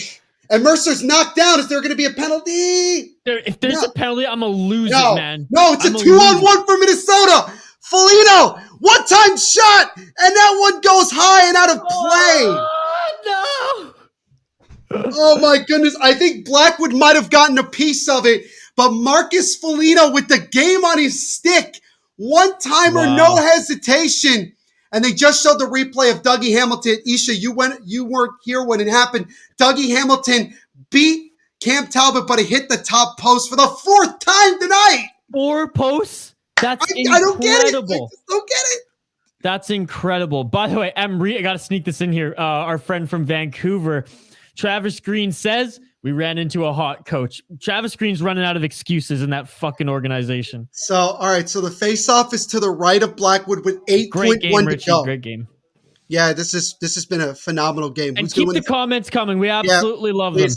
So the face-off is won by Minnesota. I don't know who 29 is. Nico Hischier has a chance for a breakaway, but unfortunately the clock expires. And we will go. And we're going to a shootout. The dreaded shootout, which, Isha, I will already say congratulations on the win because we ain't winning the shootout. Well, I mean, we'll see. We'll see. All right, so remind me, all right, I think it was Rich that said Dawson Mercer, overtime winner. He was almost right. He was like this close. I want to give him credit there. Yeah, absolutely. So now it has been a great game, as Richie said here. Andrew B, you like Yes. my updates of hockey? Yes, keep them. We may Yes. not show them all on the screen just because No, we we want to get to appreciate people it, buddy. commenting on the game and whatnot. But yes, 100%. We'll share as many as we can. Yeah, we Kate appreciate saying it. the Fellows won 4-1. Yeah. Canucks was bad. Kate, the Canucks are bad. They are How am I- bad right now. How am I gonna do a podcast? I'm so tired. I mean, the adrenaline will carry you through. Again, thanks to everyone joining the live stream here at the Hockey Podcast Network YouTube channel. We have watch-alongs every single day of the week. Support all of the hosts here who jump on these watch-alongs on the hockeypodcastnetwork.com. So the Wild are 1-1 in the shootout. The Devils are 1-2. So go figure. Somebody's gonna get their second win tonight. Don't be horrible saying, Ish, I'm so sad with the Canucks. Man, look, if the Wild don't win tonight, I'm going to be double sad. I'm going to be sad that the Wild blew a lead this game, and sad. I don't even want to look at the Canucks highlights. So the Devils right now are going to be shooting first, and it's surprisingly Dougie Hamilton who's going to shoot for the Devils. I don't get this, but okay, I'll roll with it. Jacob Day is saying the Lakers won. Thank you very much. Great. So don't be horrible. We are letting this season slide away. The Vancouver Canucks have let it already slide away. Elizabeth Youngman saying, what the heck happened to the Wild during this third period? Dougie Hamilton, he comes in, backhand, and he didn't even get a shot off. So Devils are 0 for 1. So who's going first from Minnesota? Tried to beat him, tried to get him out of position. He tried to go backhand, but just never got a shot off. So that's great. Elizabeth, just quickly to answer your question, we said that the Wild they take their feet off the gas after the first period, whether it's the second or the third. So here comes it just didn't seem like they were attacking as much as they did and tried to play a little more reserved hockey. Oh, Zuccarello hit the post. And Elizabeth, credit to the New Jersey Devils. They played a great game all game. As now Wild. So Zuccarello hit the post. So Andrew's asking you, Neil, do you like the NBA? Brooklyn Nets, which I believe I'm a huge Nets fan. I've been a Nets fan since they were in Jersey. So no, I'm not a front runner. Don't be horrible saying, who is this guy with Isha? This guy's Neil Villapiano, the star of the Hockey Podcast Network YouTube channel. Where you been at? So Jesper Bratt just missed. So they're 0 for 2. So let's see who the Wild go with in their second shot. And again, thanks to everybody. Who it is, Isha. It's your boy, Kevin Fiala. Hey, he's talented. He's got some moves. Kevin Fiala coming up the center of the ice. Waits, shoots, and he scores. So now if the Devils do not score, the Wild still come away with the victory. As man. I love it. I love it. Side. I love my boy Fiala. Josiah saying, here we go. I bet, Josiah, you're happy with that goal there. Danelle, who scored the tying goal for the Devils? Oh, God. Neil, who was that? Who scored the tying goal for the Devils again? Sharon Govich, and he just got saved, and that is the game as the Minnesota Wild still win as they win in the shootout by the score of 3-2 on the game winner by Kevin Fiala. But Neil, what a game it was, though. And you guys got a point out of it. I know. It's the second game in a row where you're down by 2 in the third period. You tied the game, and you had some really good opportunities in the overtime. But as I was trying to say, the Devils are horrible in the shootout, and as a result, they don't even score. So Cam Talbot and his pipes win this one for Minnesota. Hey, good game all around. Glad that the Devils got a point out of it. We both get a point. We get at least 1 point together. I think we both deserve a point at least. Yeah, we'll get to all the comments here. And again, thanks to everybody tuning in. Subscribe to the Hockey Podcast Network YouTube channel. We do watch-alongs pretty much every single day of the week. And don't be shy. Like the video as well if you like what you see. The Lion Tribe of Judah said I picked the Devils for my winning.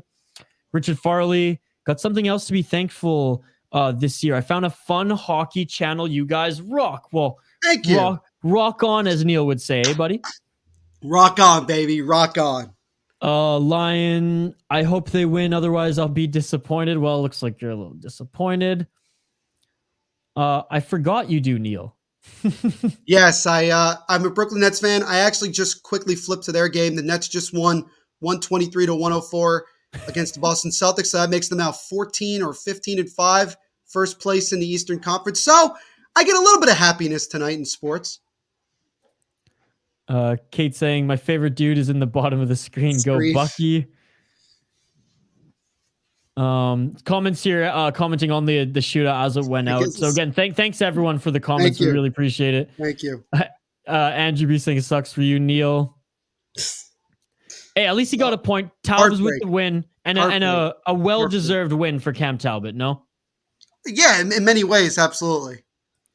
Sean Costco, winner. Turkey dinner. Sean, there you go. You're so good. You're so good.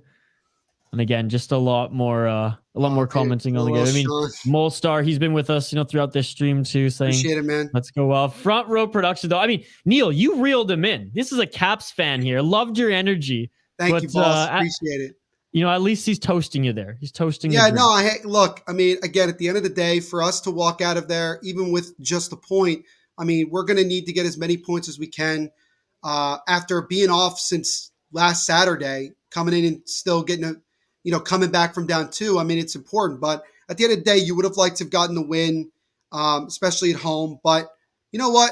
We keep moving forward. We're still playing without some of our main guys, and we're still competitive, which is what matters. Let's fucking go. Wild rule. Go. A good game, Devils.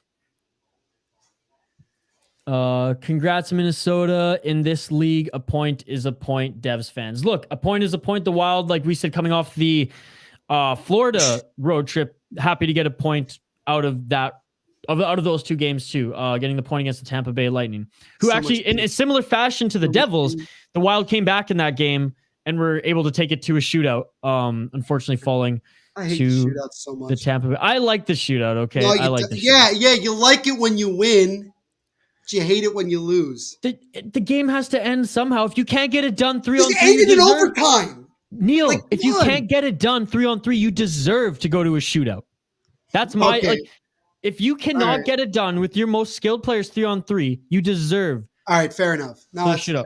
Okay, we'll go through the last comments here. We'll take one last break before we start this post game show. And I have this pizza. I have this pizza to dive into too. But everyone's been waiting all night for me to showcase this pizza. So what do you say, Neil? One last break. We'll have a quick post game show and wrap things up. Let's do it, buddy. All right.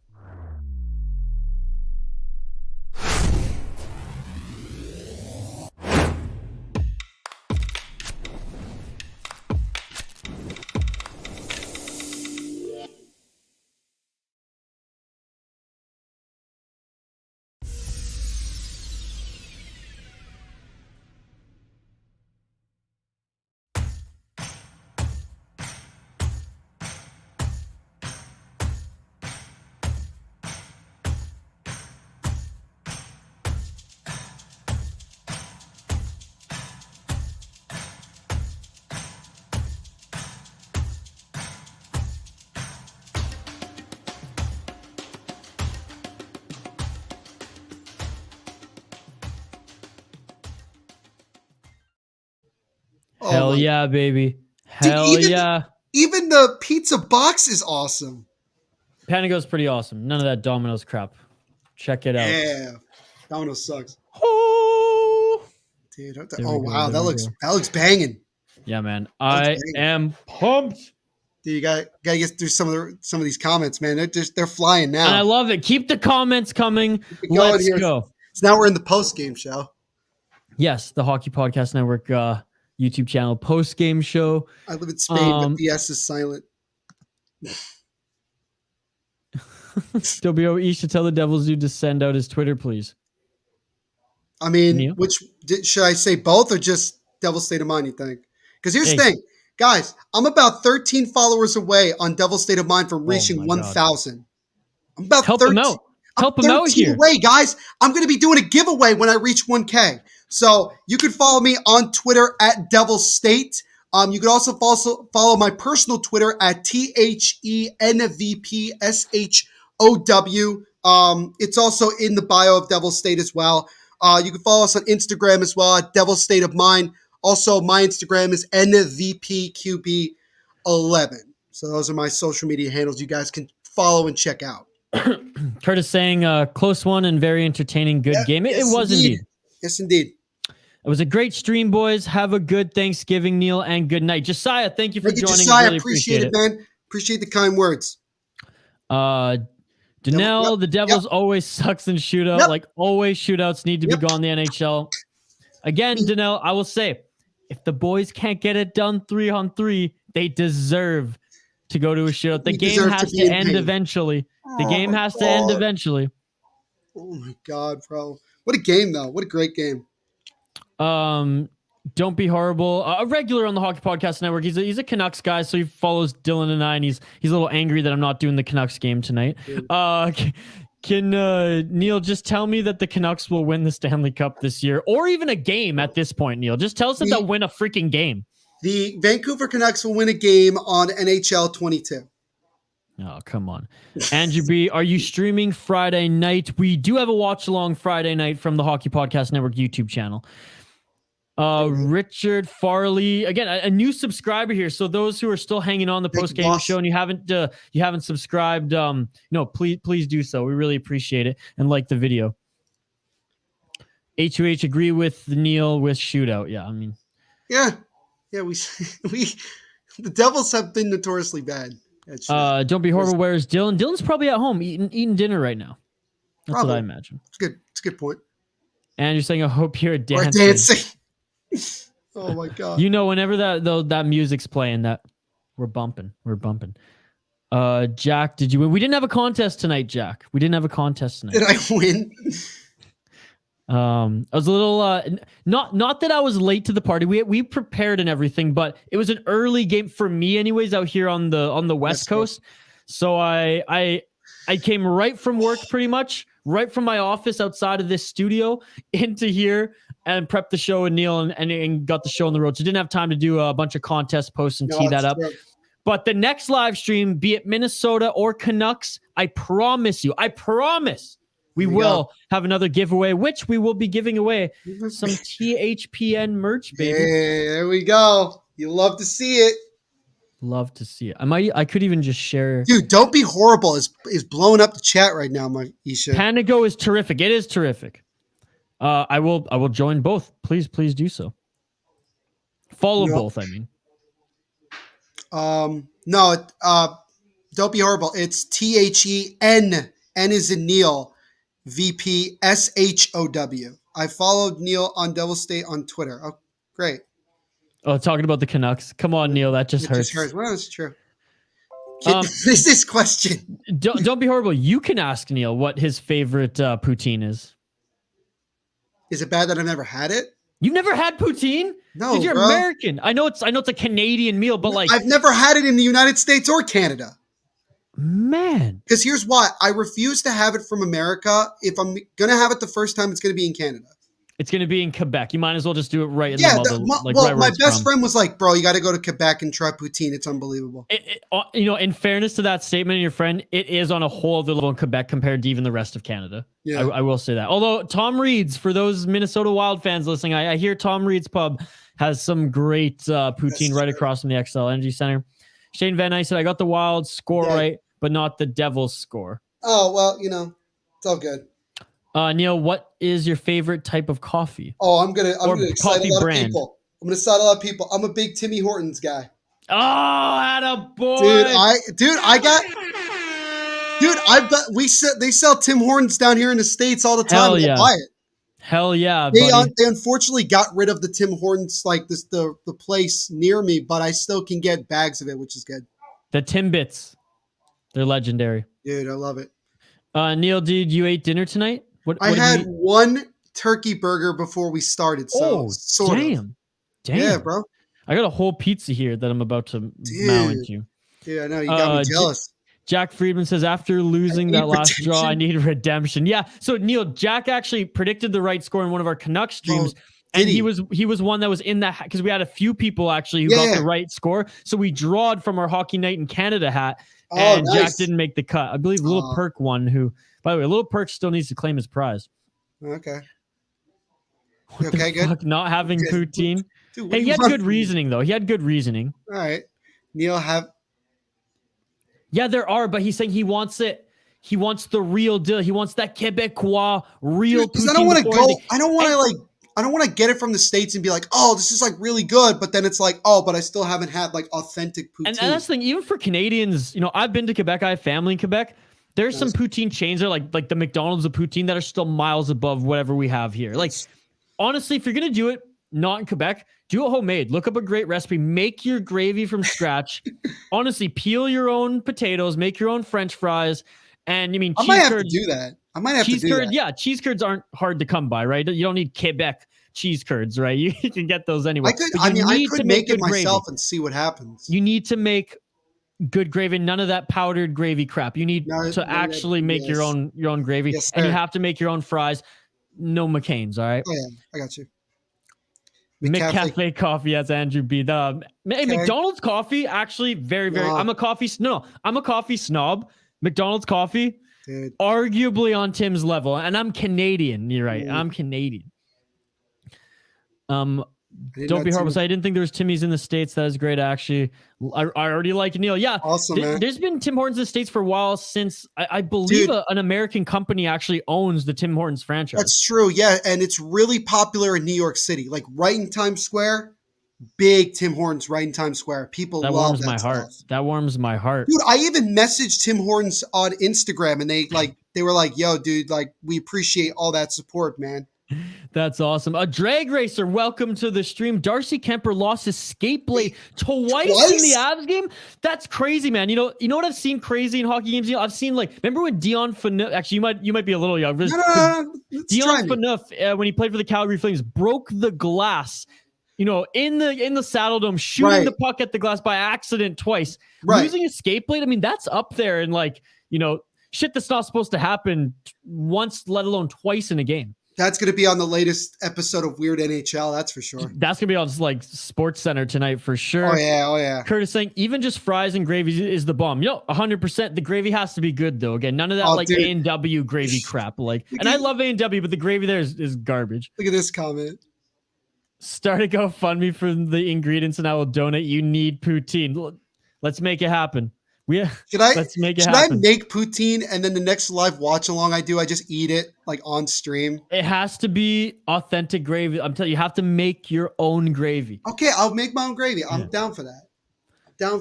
I agree with that at Tim. Or agree with that, Timmy's. There you go. Oh, Jack. I don't agree with that. I grew up with Jack, by the way. He's a good buddy of mine. I don't agree. McDonald's coffee better than Tim's. Easy. Tim's gone downhill since buying Burger King, since Burger King bought them. Now, Neil, I will agree with Jack. Really? Burger King bought Tim Hortons? The parent company for Burger King, which is actually, I think the headquarters is in Brazil. I was reading about it a few weeks ago. But anyways, interesting. I didn't know that. When we were growing up, Tim Hortons was the bomb, dude. Like the sandwiches were good. The soups were good. Now everything's just packaged, right? Yeah. It's just packaged and shipped. It's fast food at this point. Where before it used to be like somewhere in the middle, and the coffee was so much better. Right. Yes, do it, Neil, and send me the link. Oh, God. All right, I promise that I will make poutine, and on one of my streams, I will eat it. I promise. I mean, might as well start the GoFundMe, and our boy here will actually send you some cash. Dude, I'll take it. And it's I was gonna say, I forgot you're not in Canada. I was gonna say, and it's American, American cash. If the cheese isn't squeaky, then it isn't. No, I don't know why I think this comment is funny. No, it's true. I think it's great though. If the cheese isn't cheese curds, they're pretty much rubber, Neil. Okay. Cheese curds, yeah. All right, cool. Even with Wendy's, I like Wendy's. I'm not gonna lie. Big Wendy's guy. Big Wendy's guy. You know what my favorite fast food place is? I don't know if they have it in Canada, but Five Guys. Oh, see, I like Five Guys. I've heard of Five Guys. Big Dam on YouTube, he reviewed Five Guys burgers and fries. He didn't like I don't know if you've seen the Big Dam remix. Damn. No, I haven't seen that. Oh, man. Big Dam. He does like burger reviews in the United States, and he's a character. Awesome. Oh, man. All right. Well, the chat's dying down a bit. Quickly before we wrap things up, Neil, because I know it's getting late there on the East Coast. Bro. And I gotta go to my friend's house real quick and say happy birthday because I feel like and munch that pie you were given a pie. Like I had a pizza pie delivered midstream. Neil was given a pie midstream. But before we sign off, I think I may have to move my new episode to like Friday. I don't think. I think I got to move my Thanksgiving episode to Friday. I'm not sure. There you go. Final takeaways of this game. Final thoughts, Neil. Well, you know, at the end of the day, look, the Devils in many ways had some opportunities in the first two periods, just could not cash in. They have 5 guys in Montreal. Okay, there you go. That makes sense. A big city, that makes sense. You know, at the end of the day, they couldn't cash in on some of the opportunities. They gave up a shorthanded goal, which is a big no-no. You often wonder what would have happened if the Devils had scored on any of the 4 posts that they hit in this game, especially the last one in overtime. In overtime, that would have won us the game. But you love the resilience of this team to come back for the second straight game, down 2 goals, to score, to force overtime to get a point against a Western Conference team, a very good Western Conference team. It just shows that the Devils are right there. They just got to get a little bit more scoring and consistency. If they can do that, they should be fine. Blackwood played a good game. It was not his fault. He did everything he could. Some guys needed to step up. Sharon Govich is starting to score a little bit more. You know, it's a tough loss, but, you know, the good news is that we have a day off tomorrow. Then we travel to Smashville to take on the Predators, which is a team that I think the Devils could definitely beat on the road. It's a good opportunity for them to get some confidence. And I think when you think about 3 points out of the last 2 games is not bad. But overall, it's frustrating to not win this game, but at the same time, to come back and still get a point, you know, you'll take that. Andrew B giving us some updates there as you were giving your final thoughts. Injury on the Leafs. Yeah, tell us who quickly. And who got hurt? Don't be horrible saying, wait, Isha, wait. I need to ask Neil an important question. Neil, if the Devils win the Stanley Cup, how long will your live stream be? 72 hours? Oh, I love it. A week long? Dude, he's going to screenshot this and post it on Twitter. Dude, bring it. So if you're... I'll do one of those, like one of those 24-hour ones that just like cannot stop. There you go. Bro, you got your answer. Back it in, bro. All right, yo. Don't be over. Come on. That pizza's cold. That pizza. It's warm. It's warm. Okay. Isha's a good dude. I don't think he would complain about anything, even if it's cold. No, like Isha said it before. He'll eat anything. I will. I'll eat anything. All right, folks, that about does it for us. We appreciate all of you joining this live stream. What a game, Neil. I know the Devils didn't get the outcome that they wanted, but it went to a shootout. Wild get the win. Hard-fought game on each side. It was great joining you, Neil. Can't wait to jump on another one with you again, man. Dude, absolute pleasure to jump on with you, my friend. Definitely got to get you on Devil State of Mind, and you know, let's talk some hockey. But thank you so much for doing this with me, and this was so much fun. All right. Thanks to everyone commenting. Subscribe to the channel if you haven't already. Like the video. We will be back soon. Again, no games tomorrow for Thanksgiving. No. But we'll be back Friday on the Hockey Podcast Network. Oh, look at that. Neil, you a good dude. Thank you, my friend. Appreciate it. To watch you next time. Appreciate it. Andrew giving us some love. Throwing us some nothing but love here on the Hockey Podcast Network YouTube channel. All right. With that, signing off, I'm Isha Dromi alongside Neil Villapiano. Happy Thanksgiving. Happy American Thanksgiving. And we will be back Friday here on the Hockey Podcast Network YouTube channel.